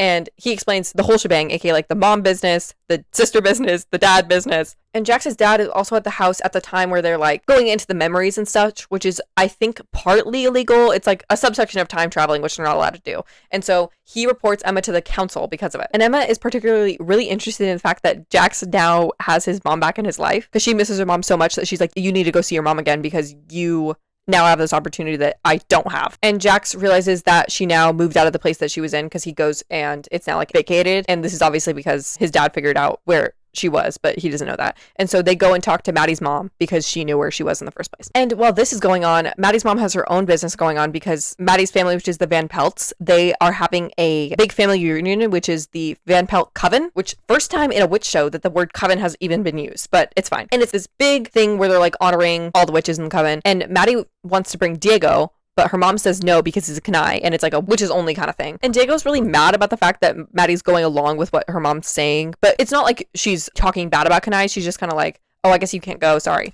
She's not really like fighting for him to be there. And so he is like avoiding her, and she's trying to apologize by ordering pizza because that's where his job is, and she can't get the words out of saying like, I'm sorry. It's because he's delivering the pizza specifically, so she's like just keeps on ordering pizza to get him to come to her house. And after like 3 pizzas, Diego ends up bringing Andy with him for some reason to deliver this pizza. And this is also when Emma and Jax show up to go talk to Maddie's mom about the whole Jax's mom business. And Maddie's mom is not telling a damn thing about her location. And so they threaten her. And since Diego is now here, Maddie has Diego help defend her and her mom. And Emma and Jax end up leaving because they don't actually want to attack her. They just want to know where Jax's mom is. And also Andy convinces them to. And what Maddie's mom does agree to is to give Jax's mom a note of like something that he wants to say. And so he like writes something down. And Maddie and Diego basically have a talk about why she wasn't really fighting him for him to be there. And it's only because she doesn't want her family members to degrade him the entire night, because that's obviously what they're going to do because he's a Kanai, and she doesn't want him to go through that, and so she doesn't want to bring him in the first place. But through like not wanting him there, she was obviously putting doubt that she doesn't want to like show off their relationship. And so this leads to a whole argument where Diego basically says like, maybe this relationship isn't worth it then. And so they break up. I should have expected this, only for the fact that if they were going to have any plots with this couple, it was going to be them breaking up, because teen shows can't do anything but break up couples once they're together. But still, for this plot to break apart my favorite couple is rancid. And Maddie starts like breaking down crying because obviously she's like, she didn't want this to happen, and she is acting in this scene. And Jax goes back home after this long day, and he sees that his dad is planting his entire house with anti-magic traps, so like you are unable to use magic in certain parts of the house. And he's like, that's really suspicious. But he decides to just go talk to his sister instead, and he's trying to convince Jesse that his dad is evil, because obviously he is. But Jesse's like looking past that, only for the fact that she's really excited to have a dad again, because she went so many years being separated from him. Emma has to go talk to the council because of the whole reporting business from Jax's dad, and she's explaining what was going on. She's like, I was just going back to a memory, it wasn't that deep. And then she basically says there's more important things going on, aka Jax's dad is literally evil. She explains how he put a spell on his own son to convince him that his mom was dead. So it basically like planted the memory inside of Jax's brain of like his mom dying, and so that he wouldn't ask questions about it later. And this was because Jax's dad was so mad at his mom for leaving that he literally convinced his own son that she was dead, which is so evil. And the council doesn't want to do shit because Jax's dad is powerful in the magic realm, and is like a generally powerful wizard in general, and so they don't want to do anything with him. And then Emma is fed up because they're always on her ass about doing everything wrong, and yet they're like corrupt in themselves, aka they don't want to go against Jax's dad because of his authority, and so she makes a rain cloud appear on top of them. When Emma finally gets back home, Jax's mom is actually there, and she asks to see Jax just because she wants to do it in a safe place. Also, a side plot, aka I didn't mention Daniel at all this episode because all he's doing is he's having girl problems, aka he misses Mia, and so he goes to find normal continuum Mia, because that's all there is now. And she's going to a different school after the whole season 3 drama because she wants to be nowhere near any of these people. Daniel tries to explain everything with this whole continuum business, aka he's like, yeah, we had a really good relationship in the Everglades, like we were in love. And she believes him that this happened, but she's like, I don't want to be a second choice to you just because Emma broke up with you, which is objectively what he's doing. And if you could tell from the length of all I had to say about this episode, it was 45 minutes because it was mid-season finale, which like, did it really have an ending of a mid-season finale? Not really. Episode 11, Van Pelt reunion. Jax goes to Emma's house because Emma texts him about his mom being there, and his mom basically explains to him like how much she wanted to take him, but she just straight up didn't have enough time, and he's like willing to forgive her for that. And as they're talking, Emma's very happy for Jax and the fact that he now has his mom back, but this makes her more sad about her own mother's death because she can't see her mom anymore, and Jax got this awesome opportunity where he thought that his mom was dead, but now she's back in his life. And Maddie is still incredibly heartbroken about her breakup with Diego, and so she refuses to go to the Van Pelt reunion. And so her mom okays her to get back together with him. She's like, just do anything to the point where you will go to this reunion. I don't care. And Maddie decides that she's going to win him back rom-com style. And she basically shows up with like a huge grand gesture to the 7 and asks him to be her date to the Van Pelt reunion, which doesn't still solve the problem of the fact that he's going to get relentlessly bullied there because he's a Kanai, but you know, at least it's the thought that counts. And he of course accepts because he is also heartbroken about the breakup. This is my apology. Diego Rivera. Would you like to be my date to the Van Pelt family reunion? No. I'd love to be here. Andy's trying to talk to Emma about the Guardian business since it was promised last season, and Emma is now like in this funk because she misses her mom so much, and she basically blows off Andy because of it, and she's like, no, like we'll talk about it later, it's fine. And she ends up blowing up at her dad because of this, and he's like really confused. She just like is asking questions about her mom, and she doesn't remember like a lot about her, and she ends up blowing up at him, and so she goes to talk to Jax after this. And this conversation with Jax just like reminds her about how much her dad cares about her, and so she shouldn't be only focused on the fact that she lost one parent. She should also focus on her dad because he's also a really good parent. And so she goes and apologizes to him. She basically explains just how she misses her mom, and they have heart to heart, and he ends up giving her like some old pictures of her, which makes her feel a little bit better. And Jax and his mom are now meeting at Emma's house because it's like a safe location. Jax's dad doesn't know about it. And while she's there one time, she offers to talk to Emma about anything that she wants in the place of like a mother. This plants the idea in Emma's brain that she should bring back her mother using magic because obviously she is powerful enough to literally shift reality. So she's like, what if I just bring my mom back to life? Which is very detrimental in the magic world, like as seen by her bringing a zombie to life. Like it caused so many problems in itself. So this is a big no-no. And then at the Van Pelt reunion, it's finally happening. Some of the members of Maddie's family are talking about how there might be a Kanai around because they can smell it. It's kind of like the Twilightness of like they can smell werewolves. They just think that Kanai smell bad, which Maddie doesn't believe because she's dating one. But they actually don't find out that it is Diego. It's relatively safe for him. And then Maddie's mom is actually nominated as the next Coven leader, which is like a huge honor for her. She really wanted it. And as she's giving her acceptance speech, Jax's dad shows up. And this is because the Van Pelts have been protecting Jax's mom like all this time because obviously she was running away from her evil husband, as they should. But he blows up at all of them for ripping his family apart because they took his wife and his daughter. And he specifically tries to make Maddie disappear because of this, because Maddie's mom was the like lead person in protecting her. And Diego defends her by projecting his spell back onto him. And then because of this, obviously he uses his Kanai powers. But all the people at the reunion just decide to accept him because they're like, he has really cool powers and he defended all of us. So obviously he's chill. This was all the people that were saying that Kanais were evil and they shouldn't be anywhere near witches, for sure. And to escape, Jax's dad turns into a rat and then scurries away. Like, okay, Peter Pettigrew, in episode 12, back to square one. Emma tells Jax the idea of, you know, like turning back time to then change reality to bring her mom back to life. And he's like, you should definitely not do that because it's going to have horrible consequences for the rest of the world. You saw what happened with Daniel. And she decides to get a second opinion, aka she goes to talk to the council. And this happens while they're having a meeting with Daniel because Daniel's like, please, I want my old life back. I just want to go back to the animal sanctuary. I don't want to live here. And they tell him no because they're like, it's way too much work to put you back there. Like, you already caused enough issues with the continuum break the first time. And Emma barges in and she's like, it's just because you guys have no power. Like, I could do that spell easy. But then she still asks her question. She's like, well, if I were to turn back time, like, would that be okay? And they're like, no, you definitely shouldn't do that. It's a big magic no-no.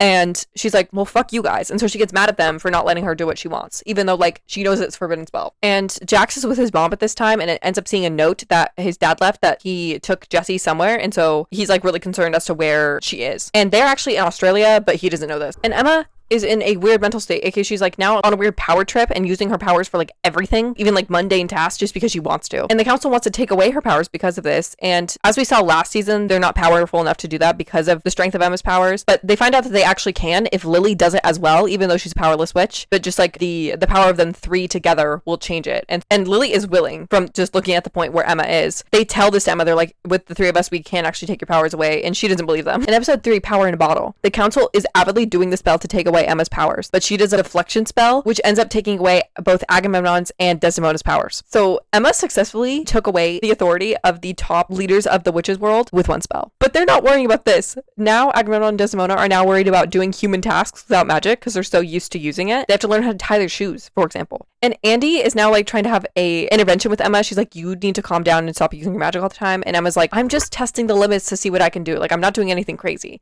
And Andy's willing to give her that grace. She's like, okay, as long as you don't try and do anything evil. And Andy can obviously see the cracks happening between Emma and the council, which is the leading cause of all of this. And so she goes to talk to the council and is basically trying to convince them to come to an understanding with Emma because they're just treating her like a kid, which is why she's acting out so much. And so Andy's like, if you come to an understanding with her, then she will stop doing all this stuff. But they're just mad that their powers got taken. And so they say no. And Emma ends up going with Jax to a family dinner because he went to go get Jessie from Australia. So like she's now here with their mom. And Emma is getting really weird about the fact that Jax's mom is now in his life. Like, she's now trying to like place her into her own life of like a mother figure, which can be understood only from the fact that she has all this going on. But it's getting to an excessive degree, so it's starting to cause problems. Also, during this episode, Emma and Jax's chemistry is just like kind of tanked. I really don't know what happened. I think it's from the fact that she's having like a mental breakdown, but their vibes are like awkward. And they are going back to the Van Pelts because that's where Jax's mom is staying right now. And when they get there, Jax's dad, whose name is Jake, first time I wrote it down in my notes, he's holding both Maddie and Maddie's mom hostage because he wants his kids back. So it's literally a magic custody battle. And Emma and Jax basically end up attacking him because obviously Emma is like the most powerful witch there is. And so they're like, oh, yeah, we can take him. And he ends up teleporting away. And by teleporting away, I mean away. Like he is nowhere to be seen. And so they end up all moving into Jax's house because Jake is no longer there, and so his mom can like safely live there. And this is helped by the fact that Emma puts a protection spell on it, and obviously since it's her spell, it's like very hard to be broken. And then Emma goes to the school and starts terrorizing both Agamemnon and Desdemona for literally just trying to do their jobs because they are now like at the lowest they can be because they can't do human tasks by themselves. They don't have their powers. And now they're just like working at the school as I think like cleaners or teachers, something like that. And then she tells Andy that she's going to bring her mom back, whatever it takes. Emma's a little bit off the deep end. Sidebar again, Daniel is still on his Everglades shit, aka he goes and finds Mia again and is explaining all of his Everglades life to her just because she's giving him the time of day. And an important distinction in the Everglades life with Mia is that her parents were alive in this separate continuum because she wasn't on Kenai there. So it didn't have the whole thing of her parents getting murdered by the Chosen One. This leads Mia to actually be interested because she's like, there's a separate time where my parents are alive that I could see them, which is like very tempting. I will say Daniel and Mia even now do have a little bit of Flea vibes, and I support it. In episode 14, What If? After Emma tells Andy about like the whole plan of bringing her mom back, Andy refuses to help her because she's like, you're going to end up hurting yourself during this, and you're going to burn so many bridges with this, especially with the magic realm. So she's like, I'm not helping you. It's just gonna end up being worse. And then Emma says a Star Wars ass line about like, if you're not with me, then you're against me. Either you're with me or against me. You're not with me, then you're my enemy. And then Andy goes and reports this to the council because she's like, I really am concerned for Emma. Like, I think you need to help her. And they tell her to just tell the Hex to turn against Emma because it will help the Chosen One. But if the Chosen One is doing evil stuff, then it won't. And also, of course, the Hex is like its own sentient being. And so Andy talks to it like its own person. And so she's like explaining all the stuff with Emma. And Emma catches her while she's like turning the Hex against her. And she gets extra pissed. And after the Van Pelt reunion, Diego's now feeling really sad about the fact that he doesn't have a huge community like the Van Pelt Coven because they have like a huge group of witches that, of course, like are all connected in the common ground, but he knows like no Kanais because the only Kanai that he knew was Mia, who was evil. So he is very sad just because he doesn't have that sense of community, and this leads him to want to go like find other Kanais. And he's talking about this to Daniel, who gives him Mia's contact because obviously he has that now. And Diego ends up taking Maddie to go see Mia only for the fact that then it won't cause any problems with their relationship. Okay, they're being communicative, and that's because they're a healthy couple. And this conversation actually isn't that enlightening, only for the fact that Mia didn't know any other Kanais other than her parents, and so Maddie just ready to give up on the search. She's like, oh, I guess there's not another one, because she understands why Diego wants to find them, but she also doesn't care that much herself about it. So she's like, oh, I guess we should stop looking. And Diego just wants to find something, and so he wants to keep on looking. Emma is obviously having problems with everyone closer, so she ends up going to Maddie to ask for spell books about time manipulation, and Maddie's like, no, I'm not giving you that, that's illegal. And Emma ends up going to find a spell book at Jax's house because his dad has like a bunch of magic books in his library. Jax's mom is helping her do this, but she's being very suspicious about it. And Jax knows about this whole entire plan, but he doesn't like fully support it. He's just kind of like trying to steer her in the other direction and like convince her that it's wrong, but he doesn't want to like completely tell her that she shouldn't be doing it because that's what happened with Andy, and she cut off Andy. So he's like trying to subtly have her not find a spell book, but then his mom obviously helps her. And the book that she ends up finding is in fact a magic book, so it opens exactly to a page that she needs, and it's a spell about time manipulation. In episode 15, Frenemies, Emma calls Jax back into the room, and she's like, we're gonna do the spell right here, right now. And she calls him in specifically because she needs more power to do it. And of course, she still has both Agamemnon's and Desdemona's powers in like little vials, because whenever they're pulled out of someone, they just magically go into a little like glass bottle. And so she ends up trying to use both of those to do the spell. But she still needs more power to do this. And so at school that day, Diego is asking her for help with his whole Kanai search, and she lies and says that he can basically like transfer a Kanai sense into her, and then that'll help her look for Kanais. In reality, this is all a ploy just to steal Maddie's powers because she needs more power to do the spell. And Jax also offers his powers to help her because he's now convinced enough that the spell will work, and so he's like, yeah, for sure, I'll help you. So he is now completely on board with her bringing her mom back to life. But Emma says no because she wants him to keep his powers. And obviously the Kanai plot of Emma telling Diego all that goes nowhere because she was lying the entire time, and so he is now like more disappointed. At the same time, Daniel is now like fuming because Emma kind of promised him that she would send him back to the Everglades with this whole magic business because she was researching time manipulation and everything, and she's been busy doing other stuff, and so he gets fed up and just leaves for the Everglades himself. And the Kanai fossil, like the spider one that Diego saw at the sanctuary in the beginning, he gets that for Diego and gives it to him as a way of like, I hope you can find Kanais with this. And at the animal sanctuary in the Everglades, he ends up finding a guy who's lived there for like 30 years. And Andy ends up going to the council to like warn them because Emma's using this evil spellbook that is helping her with time manipulation. And Jax's dad breaks into the house even with the protection spell that Emma had on it. But the security system that he set up ends up catching him when he's trying to pack Jesse's stuff to leave because he's only trying to steal Jesse. And that's because she's the only one that he can convince that he's not evil. Everyone else knows. It's a great thing that Jax didn't end up giving Emma his powers because he catches his dad and then sends him outside of the house where he's blocked off by the protection spell. And Jessie is very upset now because she believes that her dad isn't evil, and she's specifically targeting this anger at Jax because he's the one who sent him away. And Jax's mom seems a little bit too happy about catching him. And even with every power that Emma has taken, aka like the entirety of the council's and Maddie's, she's still unable to do the spell.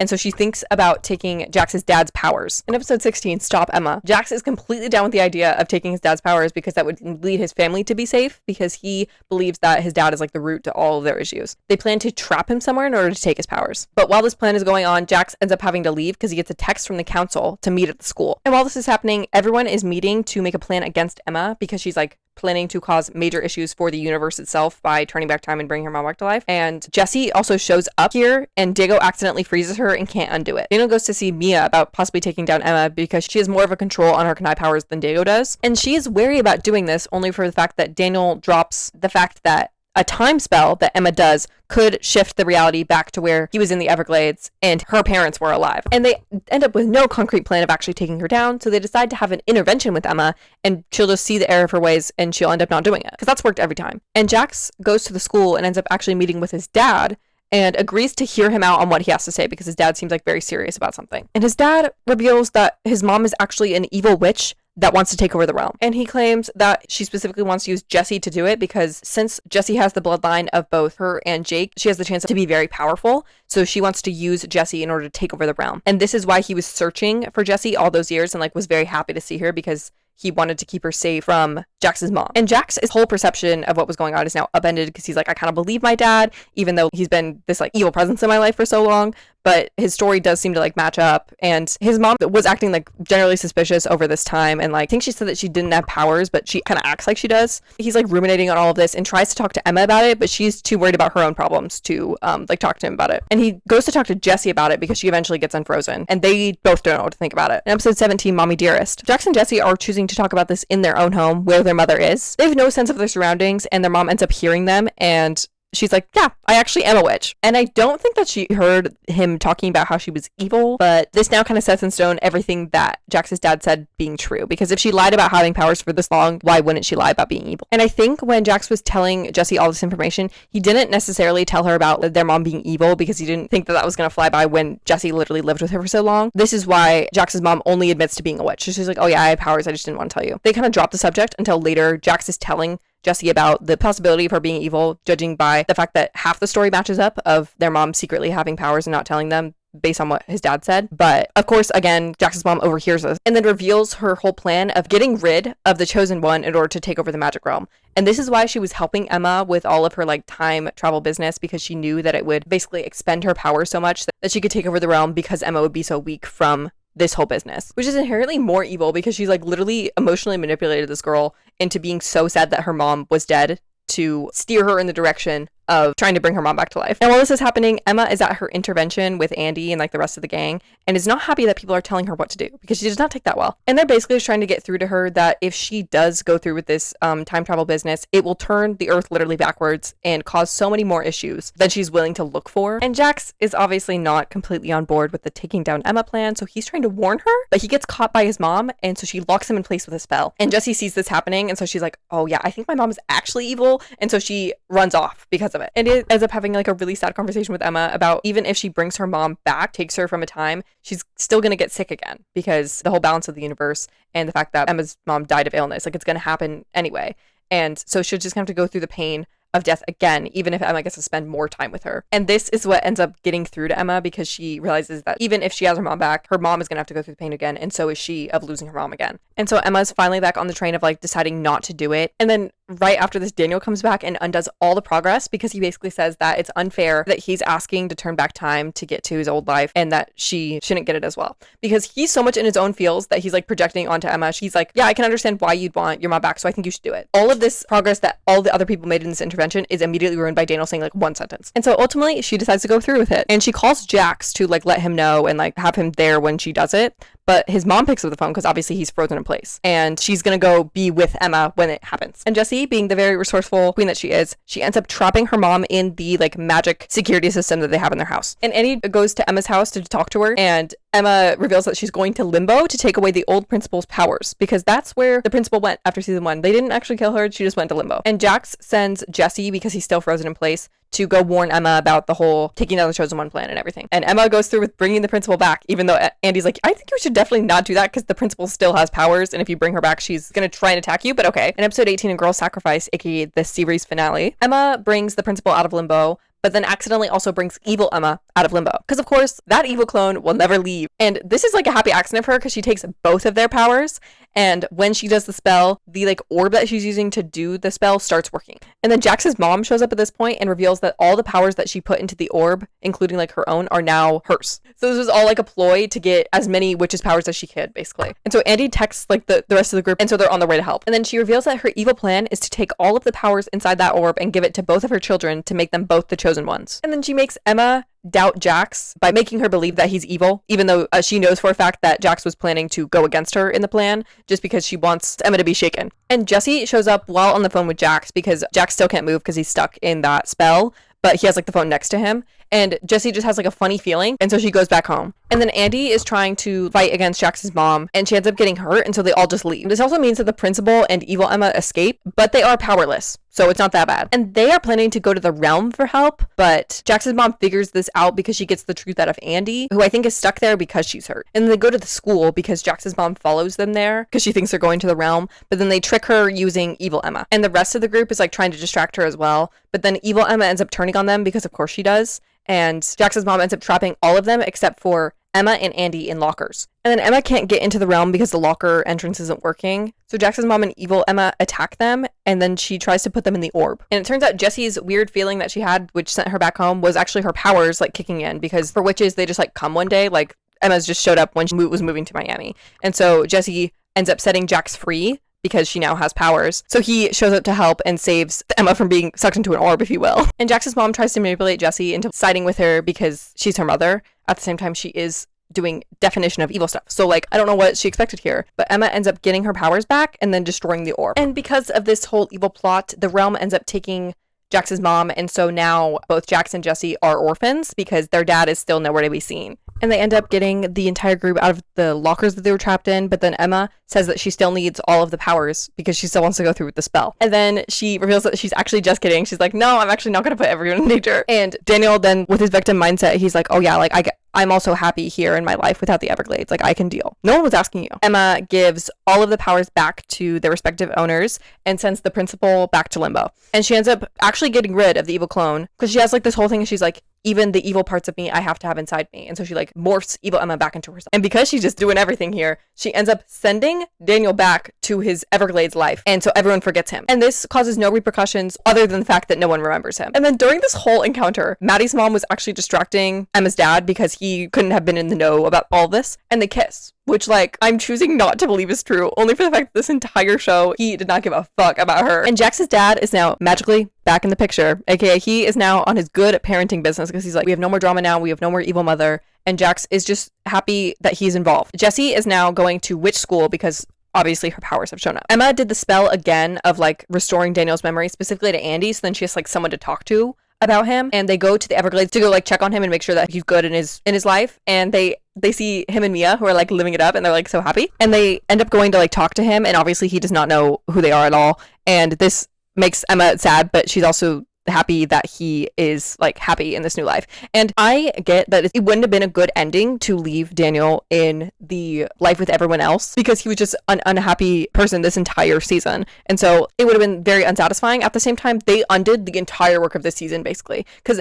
everything happened because Daniel was off in this Everglades life, and she just sent him back at the end with no repercussions. So does that mean that this season didn't happen because she split the continuum again, or what? And then Emma reveals to Andy that she talked to the council, and Andy is going to Wits Academy, which is a magic school for guardian training. And they're all saying goodbye to Andy as a group because when she goes there, she like doesn't really have a lot of contact with them. And Andy hugs Maddie, which is the most unrealistic shit ever. It's more unrealistic than Emma and Maddie hugging when Maddie saved her life. Andy and Maddie are like feuding since day one. Like they hate each other. And during this goodbye scene, Jax looks really good. Maddie and Diego are now planning to go look for more Kanais because they never finished that plot point this season. And Emma and Jax have a little conversation about like new beginnings, and they're happy to see where their relationship leads now that Jax now has like a stable family and stuff like that. And the last scene is a little bit of a cliffhanger with Andy being sucked up into like this random water portal into Wits Academy. And this is because Wits Academy is the spin-off show of Every Which Way, which I chose not to watch for my own sanity because I never watched it when I was a kid, so I figured it wouldn't be necessary in this video itself.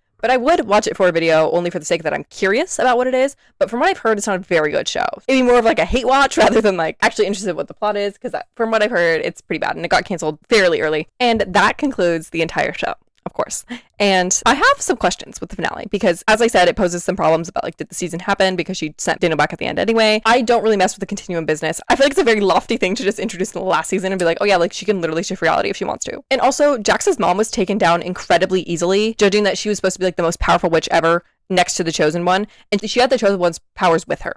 And she was taken down by Jax literally freezing her, and I mean that so seriously. Just one boy. And I already spoke at length about sending Daniel back. It wouldn't have been satisfying to leave him there. At the same time, he was doing kind of nothing except for realizing the connections that he had in his life at like Iridium High and stuff like that, that those were good connections. And so he spent half the season doing that. And then they just basically erased that by sending him back. So Daniel didn't happen this season basically because he lost all the character development that he got by being sent back to his old life because he got those memories wiped. And also it kind of ruins the connection between Emma and Jax in my opinion, because now they have the mixed relationship of her and Daniel and her and Jax.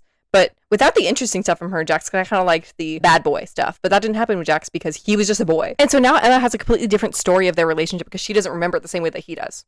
So that wedding's about to be real awkward. Also, I would assume they graduate by this time because everyone's like obviously leaving. And I guess Andy's parents just aren't questioning whether or not she's going to college because she just leaves to go to witch school. But I think this is their senior year canonically, and so it would make sense that they are like graduated. But they don't explicitly say it ever. And so all in all, this was such a deeper show than I thought it was when I was a kid. I just really wasn't into like the lore necessarily. I was like not aware. I knew the evil principal plot. I remember that from when I was a kid. But anything past that kind of gets murky. I remember the evil Emma plot. I remember that very explicitly because it reminded me of the Wizards of Waverly Place evil clone plot. But I never watched the show at length in my childhood, so I really don't remember much about it, but watching this was really interesting. Do I think that it should have gone for 4 seasons? Definitely not. I think 3 was good. But it was nice to see Emma and Jax actually together, but it was clouded by the fact that they both had familial issues going on like the whole season. So I wish I would have seen them like be happy. Like they could have been in season 2 if she actually just broke up with Daniel like she should have. Thank you so much for watching. This took me so much time, as said by the fact that I started watching the show last year around Christmas time. It's been a long time writing, which I did put off filming this for a long time only for the fact that it was going to be lengthy and I knew that it was going to take a lot of work. So I already know from the fact that I've edited a lot of it, it's going to be very long. So thank you for sticking around if you did. I have other recaps as well, so please consider subscribing for more. And to reward my hard work for this video, please consider liking, subscribing, all that. And thanks for watching.